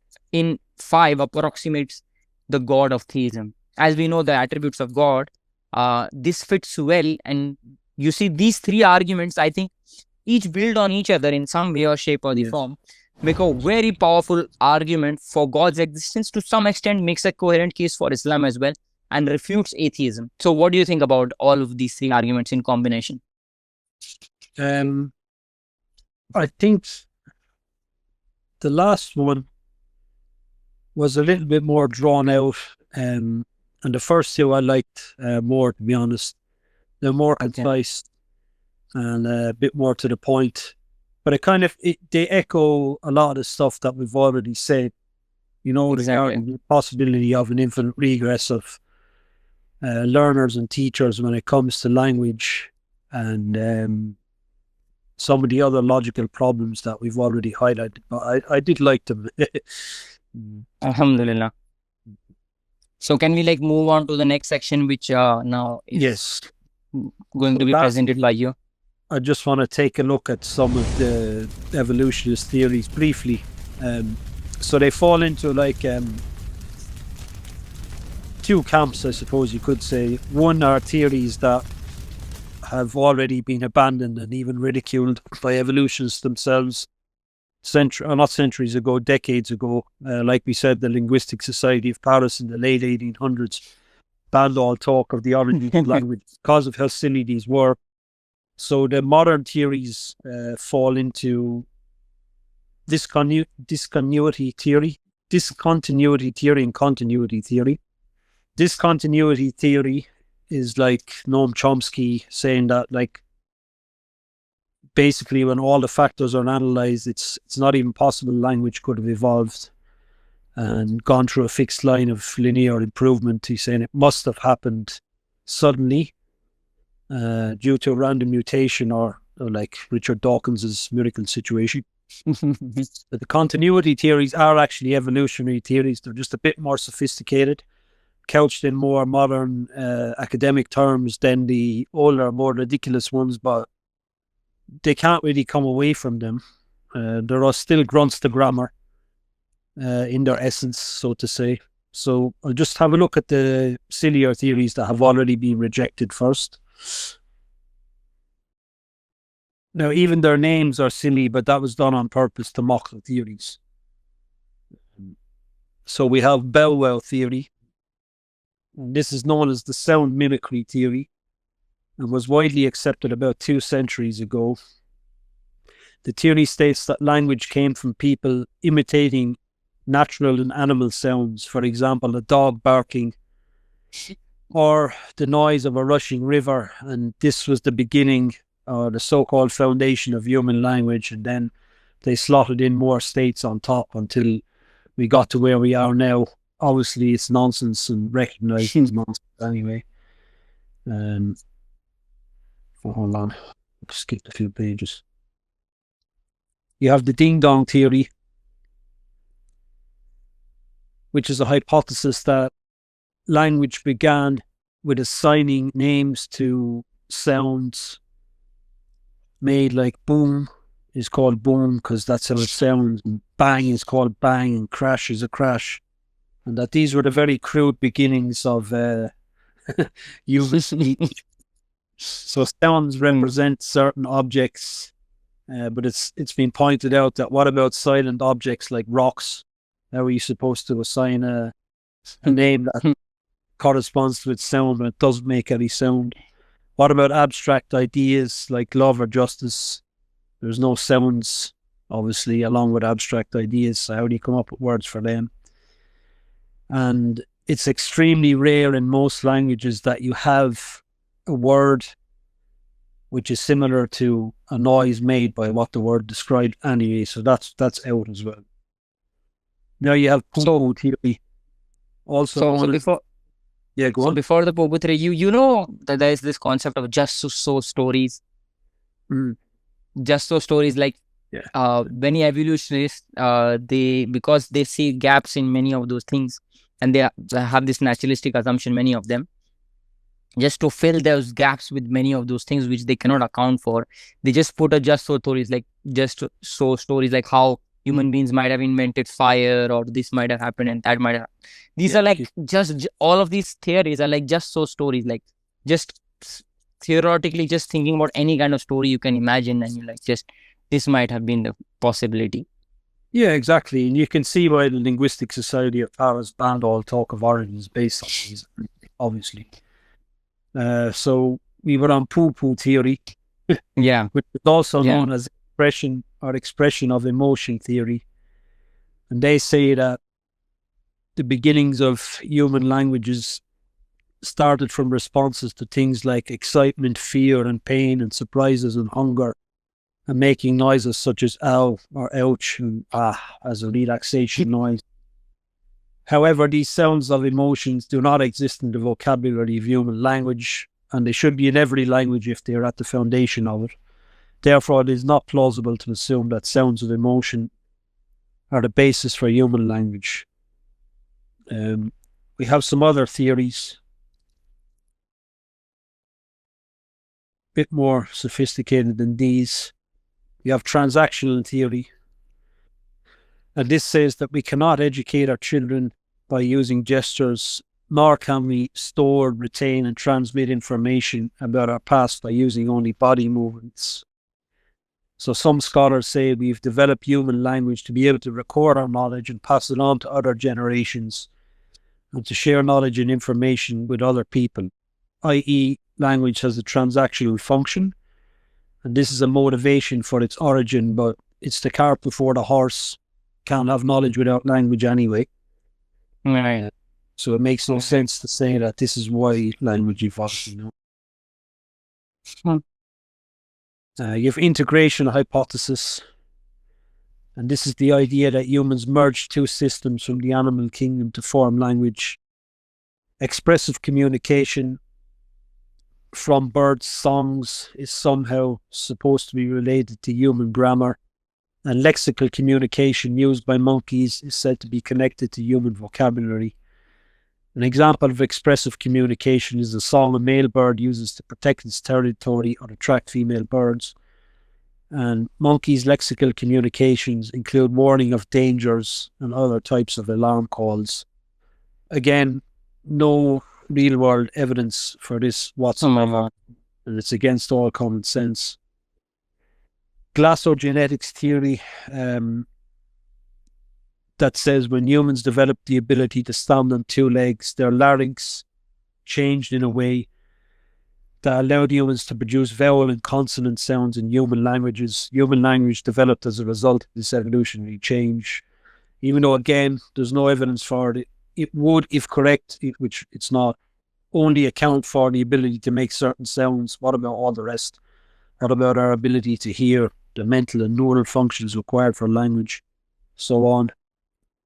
Single gene mutation hypothesis, Noam Chomsky, and here's to something like this. He says language was created as a result of a single mutation in the human brain that occurred randomly, and then this resulted in the capacity for complex thought, which in turn led to language development in a small group. Homo sapiens, from there, evolution and natural selection took over. So it's basically, Chomsky obviously doesn't accept the other evolutionary or the continuity theories. Neither does he want to bring God into the picture. So he's got to clutch at the same straw that Richard Dawkins clutches at. Just one thing to mention regarding this theory. I think I have a quote which was by something Michael Delton from Discovery Institute. I think his work has been summarized, and it is like, you know, put in the video, the biology of Barak, summarizing some Discovery Institute biologist Michael Delton's work. And it said that the case that human language develops step by step through natural selection is further weakened by the fact that no single language gene has ever been discovered. That is, the needed complexities seem to have arisen spontaneously in a self-organizing emergent fashion. Non-adaptive and beyond adaptive order poses an existential challenge to Darwinism, because it means there are huge parts of the history of life that not only can be explained by Darwinian evolution, but they are completely outside the domain of natural selection. Yes, excellent. So, going back to the continuity and discontinuity theories.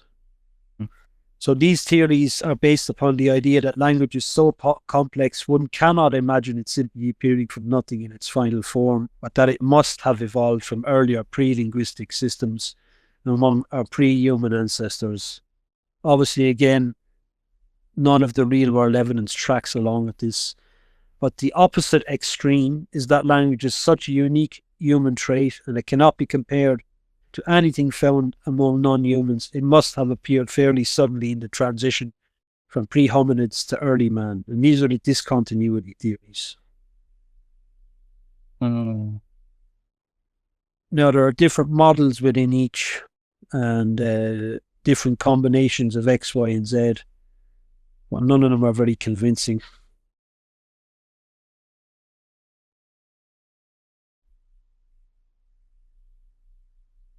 Some of them try to make a connection between human language and more advanced forms of animal communication, such as bird and whale songs and the chirping of crickets, and even the echolocation used by bats.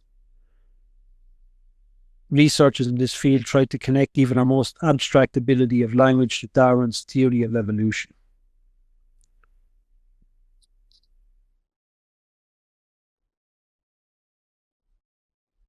So there is a conflict whether language is an innate behavior or a learned one. Much evidence supports language as a skill that humans are born with. As we said, we are born with the capacity to learn it, but again, the real-world evidence shows that unless it is taught by someone who already knows the language, and it has to be learned by a certain age, you cannot even learn language after, you know. So Ibn Ulbeek, who was from the Department of Nordic Studies and Linguistics in Copenhagen University, he is a holder to some of the continuity theories. He believes that all of the cognitive functions that cooperate to create our human language were all established well before language ever even arose. So again, you come to the whole chicken and egg, horse before the cart dilemma. What were all these functions doing, developing, if we weren't already speaking, listening, and with the the mental and neural capabilities to process language and understand meaning, it makes no sense whatsoever. Someone comments then saying, language actually contributes, it's Ulbeck himself. He makes a terrific point here, one which the author had never considered but agrees with. Language contributes multiple weaknesses to human fitness, apparently. By having and using language, it requires us to have significantly more brain tissue than other species and have changes to our respiratory system in order to utter the sounds we define as language, both of which could hinder us in our athletic abilities due to added mass and potential obstruction of the respiratory system. Language would also theoretically have harmed our level of fitness because it allows us to give away ideas that could give us an edge over our competitors, as if it doesn't allow you to learn new ideas either, you know. But rather than give up this ability to better our fitness, humans embrace this ability as if it was a choice. He's speaking from an evolutionary point of view. You can't simply embrace it because that implies choice. Humans embrace this ability for its productivity. It allows us to work cooperatively and ultimately more efficiently. So language provides a kind of fitness to us and our families. From a familial perspective, sharing info amongst families so that the family survives and continues to thrive is more important than our individual survival. So that's why he rejects, due to the complexity of this capability, he rejects it being because of one freak mutation in the body. He then says that it is clear that the origin of language will be debated for centuries to come, as the views of continuity and discontinuity are far too contrasting to ever reach common ground. But he says we should accept the research that has been done on this topic and develop our own hypotheses based on the world around us that we ourselves perceive, which is almost hypocrisy. Well, it is hypocrisy because everything he proposed, as I said, is a fantastical scenario and just one of many stages in a fictional line of development. So, yeah, there you go, man.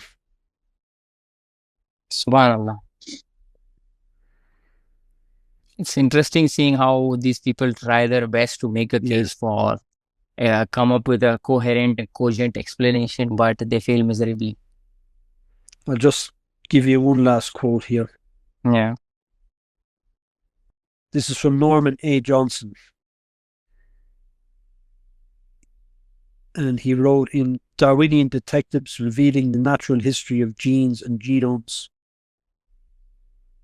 During the 20th century, and particularly its last few decades, discussion of language origins has become respectable and even fashionable.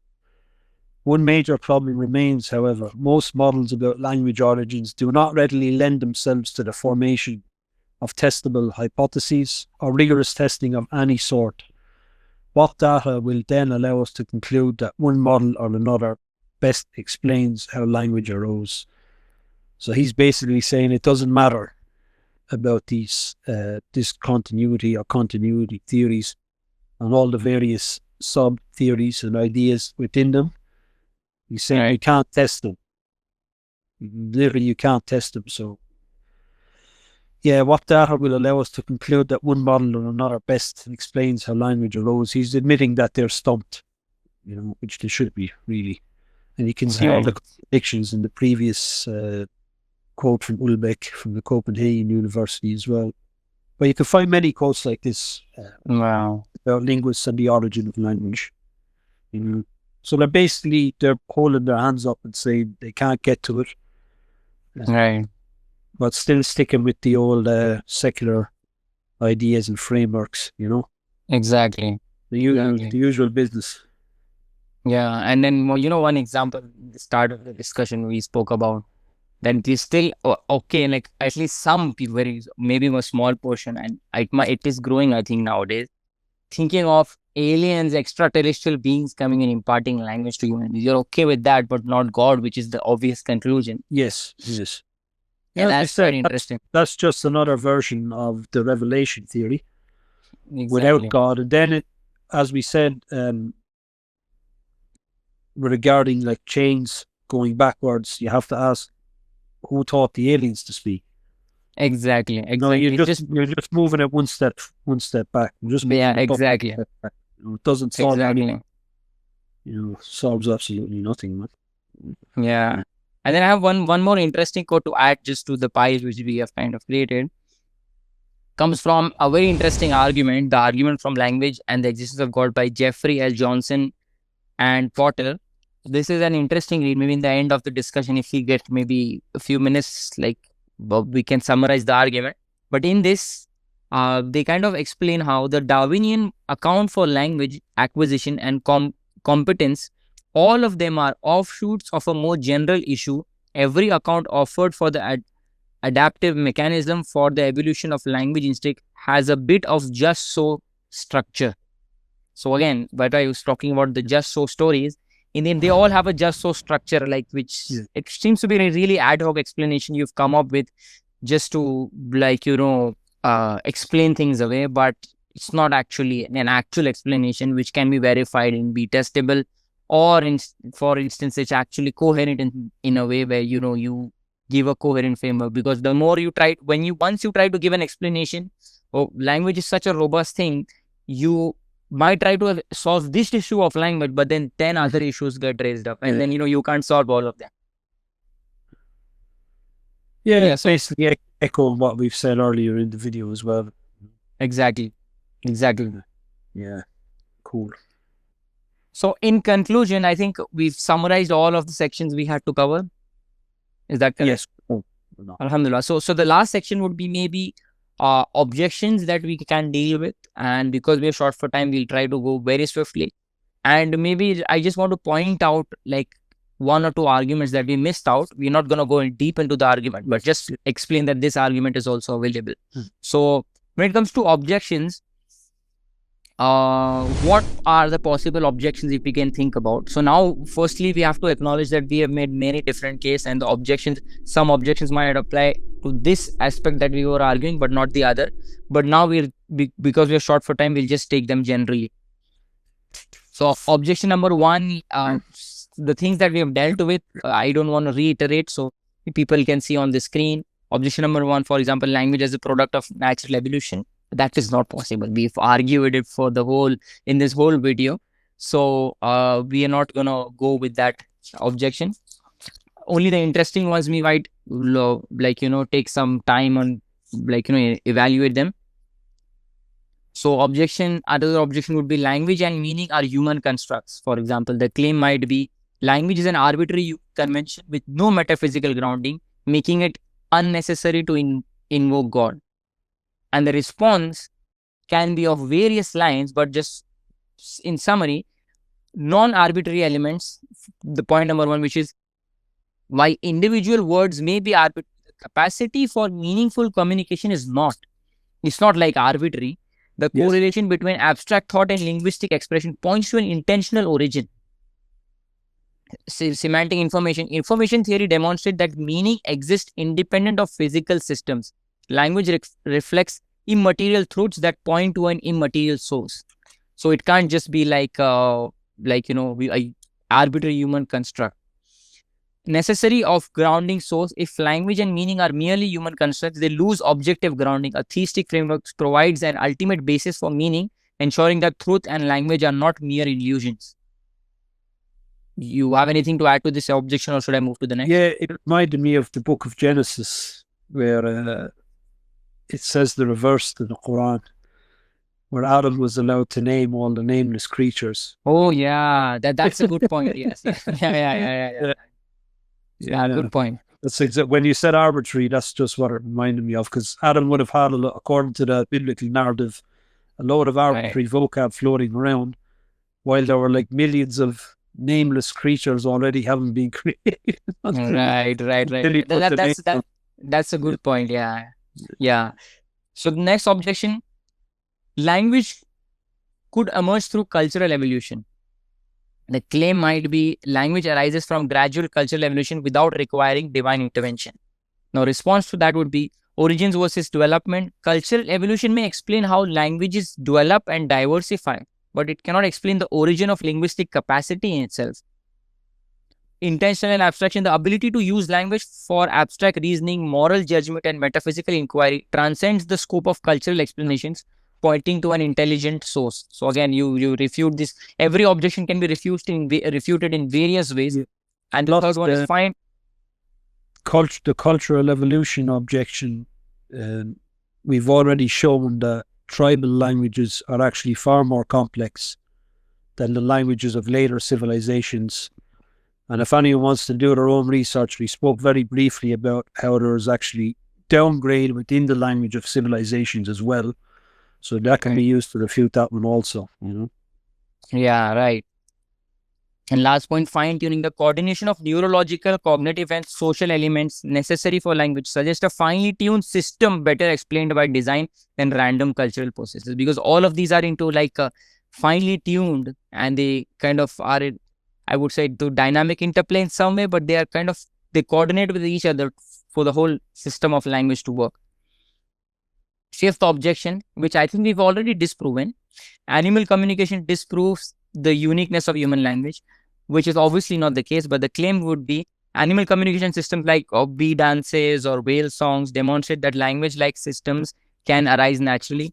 And the response we spoke about, if we try to go back, we spoke about so many things which are uniquely human, and animal systems cannot have basically the language that humans have, like, you know, syntax and abstract thought. Humans don't have abstraction, and the quote, for example, this just reminded me of another verse in the Quran in Surah Al-A'la.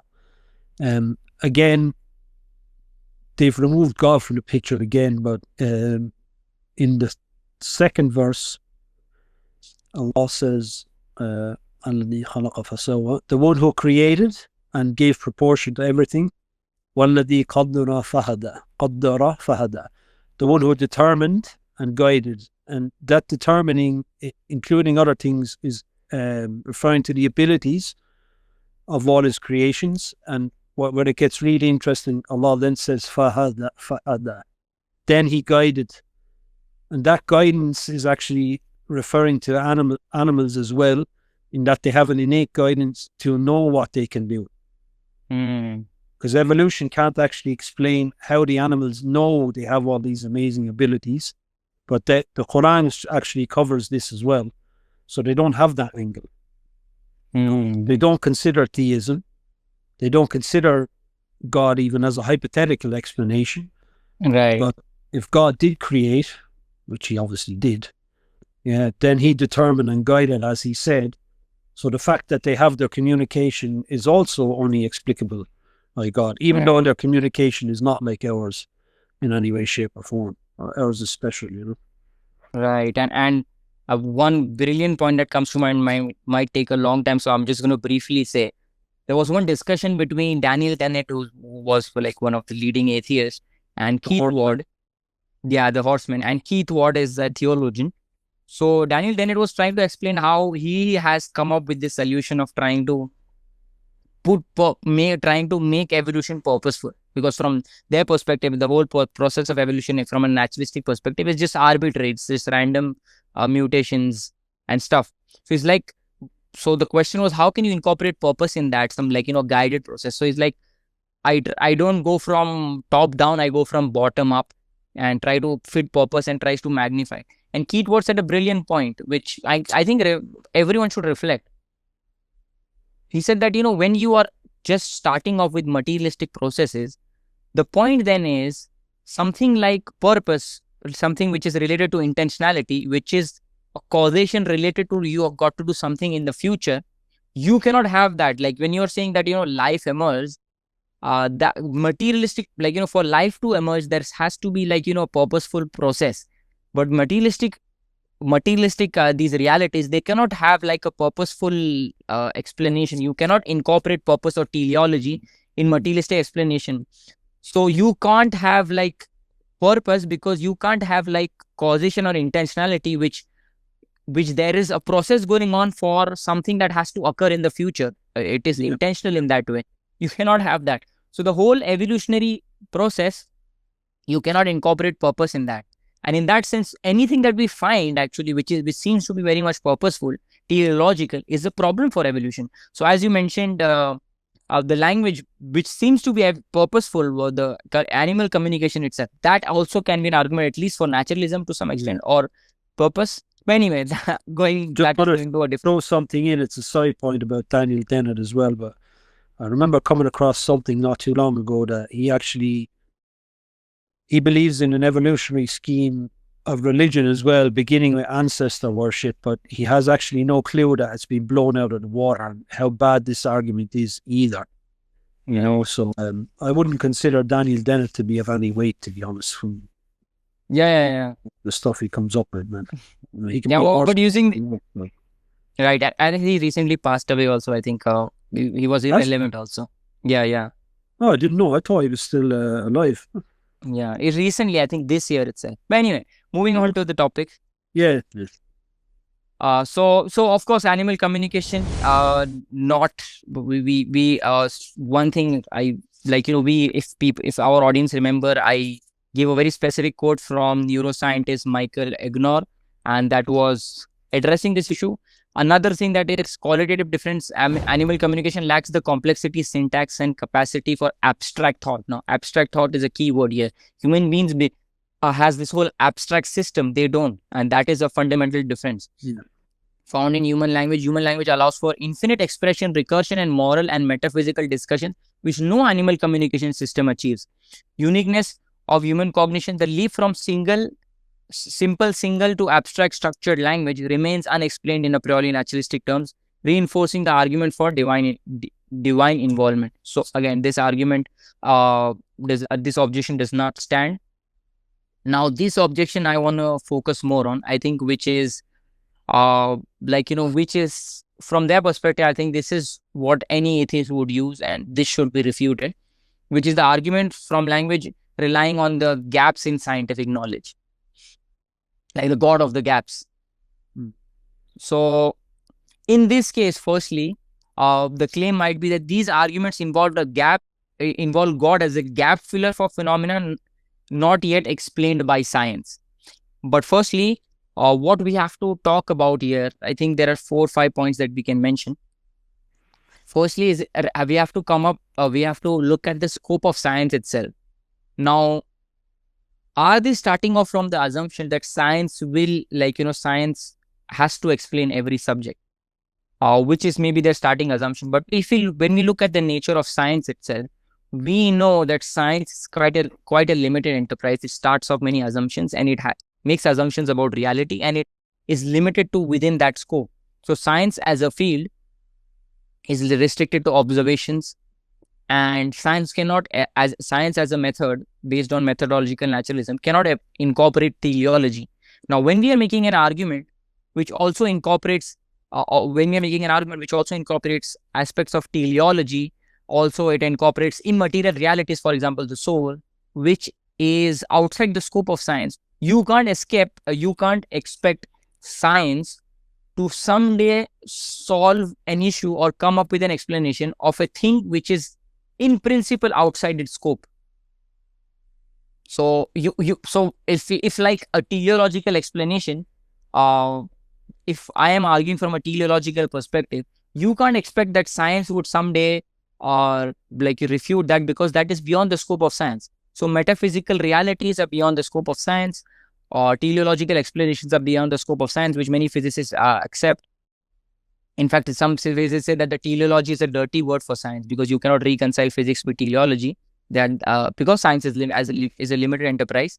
So in that sense, when the discussion goes beyond the scientific enterprise, and in principle science cannot address it, you hoping that one day science will address it is itself problematic, because in principle science is not accustomed or tweaked to actually come up with an explanation. So if in principle it cannot explain, for example, first-person subjective experience, teleology, metaphysical questions, necessary truths, and immaterial realities, then if all of this science cannot explain, you cannot expect, because it's kind of outside the fundamental nature of science, you cannot expect one day science will explain all of this. So when it comes to the argument from language, at least some aspects of the argument from language require an interdisciplinary approach, as we've already spoken about. Even scientists themselves accepted that we can't just rely on biology or science. We need an interdisciplinary approach. So in that sense, you cannot say that this is like a god of the gaps, because in the end, firstly, what we are doing, critics might label this argument as a fallback to divine explanations for gaps in scientific knowledge. The theists can counter by emphasizing that the argument seeks the best overall explanation, not just a placeholder for ignorance. And then there are other realities, like, for example, language is related to meaning and purpose, meaning which is something that is outside the scope of science. So these are positive argument, not a gap. Arguments for language are based on positive features of language: intentionality, universality, abstract meaning. The naturalistic explanation inherently struggles to address. Then scope of science. Science focuses on the how of physical processes, but cannot answer metaphysical why questions such as the origin of meaning and immaterial aspects of language. Cumulative case. So arguments from language are part of a broader cumulative case for God's existence, integrating linguistic, philosophical, and theological insight. So in that sense, we are making a cumulative case here, and in some sense, it is a positive argument. But still, to be fair to those people who are making this argument, in some cases, the God of the gaps argument would apply. For example, when we mentioned about the argument for soul by Mark Baker, he himself accepts, he says that there are many arguments for God's existence, or other arguments which the God of the gaps, it does not apply to the God of the gaps. But then this one does, the argument from language for the soul. But what he says is that if there is an entity like the soul, and we have many other arguments for that, then something like God of the gaps would apply, because if there is an immaterial reality reacting with the material reality, then you would find a gap which will always be there in some way or the other. So he's okay with embracing this God of the gaps argument, and still it does not follow. It does not refute the argument. Now, one thing, Gerry, very interesting, which I want to mention, is that God of the gaps arguments is not like, a conversation stopper, because it, the door swings both ways. If, for example, you presuppose that if you have hope that someday science would explain such a phenomena which is possibly beyond the scope of science, or in principle beyond the scope of science, then this would be just like you impose the fallacy of the God of the gaps. This would be the fallacy of the science of the gaps. Because if you see any kind of gap and you try to put science into it and hope that someday science would fill the gap, or there is another something like the chance of the gaps fallacy. So you might, if you don't have an explanation, for example, you just put chance in it to fill the gap. So the door swings both ways. Or there can be also the fallacy of naturalism, the gaps of naturalism or atheism, where if there is some gap there and you can't fill the gap, you just presume that naturalism would someday fill the gap. So when they are positing God of the gap as an argument, that can equally be countered, that can equally be countered with these kind of other fallacy, like other arguments like chance of the gaps, science of the gaps, which applies to those also. So this is not like, is like a undercutting defeater altogether. So in totality, we see that the God of the gaps argument especially does not even apply to many of the arguments that we presented, especially those which are related to immaterial realities such as meaning, etc., etc. And even if it does not, it should not be considered as an undercutting defeater.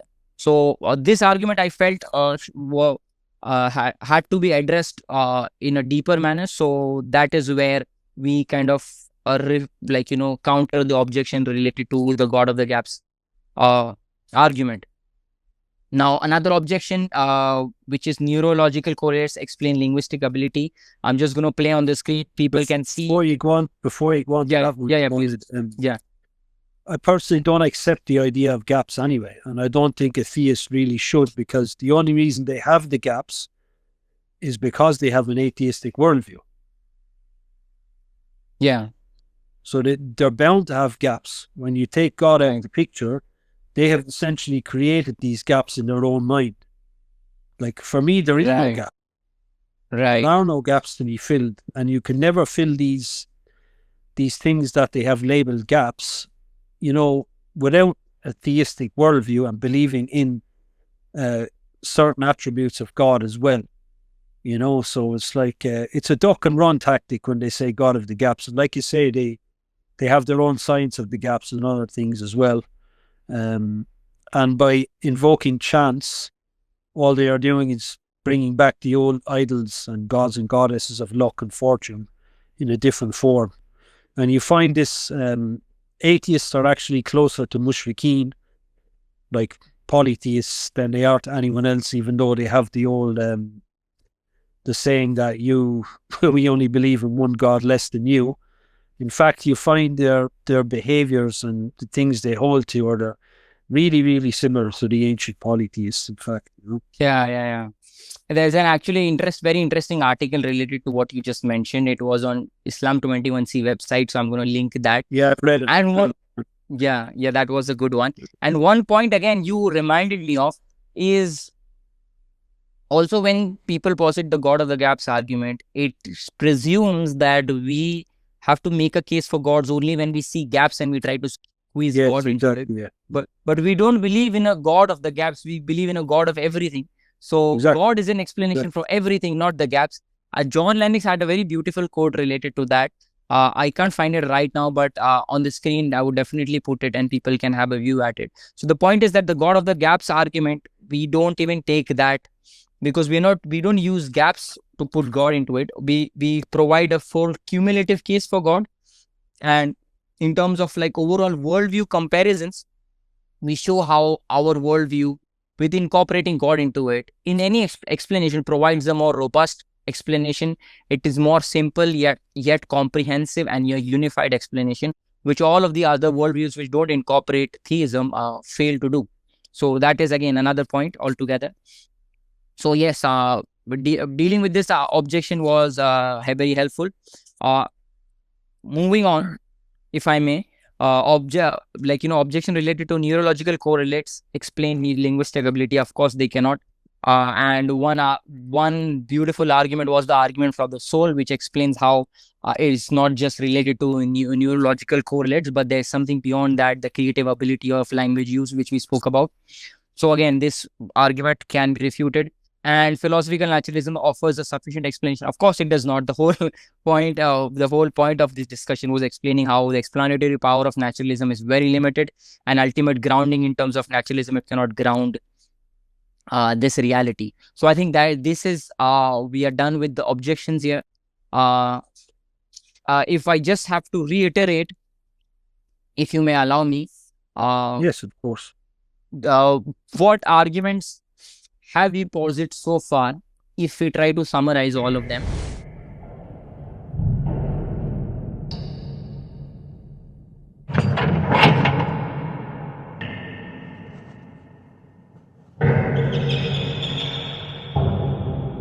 So to summarize, what we went through was, we spoke about primitive languages, which was quite a fascinating topic, and how those are more complex than modern languages.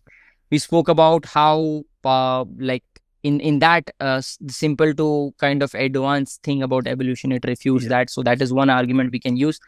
We spoke about this argument from the soul by Mark Baker. We spoke about the aggregate problem and how you cannot just say that one human being suddenly came up with language and you cannot solve the issue, because then a new issue emerges, which is the aggregate problem. We spoke about that. You also spoke about feral children, where children which were not taught language, then after a certain point of age, they cannot learn language. And one very good example was two sisters who were together and still they could not develop language. So that is we spoke about last time. And along with that, we added how Darwin's problem is a stumbling block for the whole Darwinian theory, which I summarized briefly with some research papers on how researchers have expressed the Darwin's problem. Then we spoke about how deaf and dumb people, they actually can still have language, even them being deaf, dumb and blind. They still have language, and they have the ability, which was quite fascinating. Then you also spoke about in Surah Room how there is an indication for a sign of how differences in language, which you gave some fascinating examples. And then we spoke about the three arguments that refute naturalism, materialism, and physicalism. The three arguments will be presented, and then we spoke about all some objections. So in summary, we have dealt with many different topics altogether, and language itself is a vast topic. One thing I would like to say is that when it comes to the arguments, apart from these arguments, the origin of language, there is one more argument. I don't have time to go deep into it, but people can just view on the screen. The aggregate problem we've already discussed. Just one last point I would like to mention, which is something very interesting here. The philosophical argument from linguistic universals. Now, I'm not such a very big fan of using these kind of syllogistical format arguments, but sometimes, yeah, it is kind of interesting. And this is again another argument from linguistic universals, which maybe I would like to leave as a a thought-provoking idea. In summary, what we show is that this aspect of language is making a very strong cumulative case for God's existence, and to some extent even for Islam, because Islam provides the most coherent explanation out of these topics. One argument that I would just like to highlight, which is known as the argument from language and the existence of God by Jeffrey L. Johnson and Potter. What they did is they explained 8 aspects of language. All human being societies have language. They always have. It's not that they sometime in the past they did not have. Language was not invented and did not spread. Contemporary grammars are no more complex than those of hunter-gatherers, and so on. And if you look at these 8 points, I think we have given evidence for all of these 8 points. If anyone applies inference to the best explanation, I think anyone would come to the same conclusion, that in the end, this can only be explained by God. And our God is the theistic explanation, is the best explanation available to explain all of these kind of different aspects of language. So in summary, we have presented, Brother Gerry and I have presented a very powerful argument, and this argument can be a very useful tool in Dawah, I would say, because this field of language has been not very popular, and can be, and these arguments can be, in summary, a new way to present a case for God's existence and Islam. Even though many people in the past have dealt with it, we are not coming up with something new, but we just want to reiterate something which has not been given its due attention and credit. I've used it in a. I had a little summarized form of it. I used it on the Dawah table less than 5 times, maybe 3 or 4 times, and it's always been successful. Obviously, that's a very limited number of instances. It doesn't matter what you bring. Some people, they will argue against you anyway, but it's always gone smoothly, and it's been successful in Dawah, and I have used it. But obviously, you have to condense it a lot. But for the average Joe and Jane on the street anyway, you don't need to make it that sophisticated. But we just want to show the depth, the precision, and even the variety of arguments under the argument or within the argument. Subhanallah. So I was really grateful that I had the opportunity to actually work on this argument with you. And I would look forward to, inshallah ta'ala, maybe have more discussions with you. Inshallah ta'ala. And Jazakallah khair for coming and contributing. Well, yeah.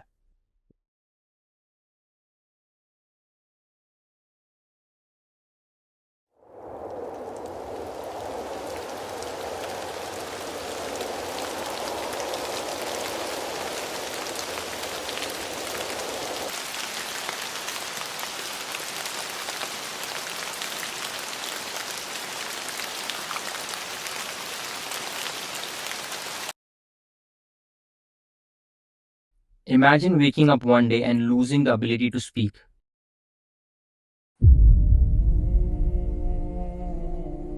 You try to call for help, to express yourself, but the words won't come out. You understand everything around you, but you can't respond. You reach your phone to text, but even that becomes impossible. Your mind knows what you want to say, but the connection between thought and speech is broken. You are trapped inside your own mind. Aphasia affects millions worldwide. It doesn't take away intelligence, it only takes away the ability to express it. Everything you once took for granted, saying I love you to your family, asking for water, even praying to God, becomes a struggle. Now, pause for a moment. How often do we thank Allah for our ability to speak? We speak thousands of words a day, yet we rarely reflect on what makes it possible. Who gave us the ability to form words, to turn around abstract thoughts into meaningful expressions? A newborn baby is not taught grammar, yet within a few years, they form complex sentences effortlessly. Who designed this system? Who placed this miraculous faculty within us? Allah says in the Quran, the most merciful, He taught the Quran, He created man, He taught him speech. Think about this. Every single word you speak is not your own doing. Your brain processes it, your tongue moves, your vocal cords vibrate. All of it happens without you even thinking about it. But who designed these faculties? Who allows you to use them? Your ability to speak is not yours. It's a loan from Allah. He could take it away at any moment. Just as He gives, He can withhold. This realization should humble us. We are not independent beings. If our ability to communicate was merely an accident of evolution, why does it hold the highest purpose in revelation, prayer or worship? Why do we instinctively turn to words when we seek the divine? Now, after witnessing the fragility of language, ask yourself, have I ever truly thanked Allah for this gift? Have I used my speech for good, for worship, for gratitude, or have I misused it in arrogance, gossip, and heedlessness? Allah reminds us in Surah Rahman again and again, which of the favors of your Lord would you deny? Speech is not just a tool, it's a sign that we were created by a Lord who wants us to know Him, worship Him, and reflect on His blessings. And so the question remains, will you be grateful or will you deny?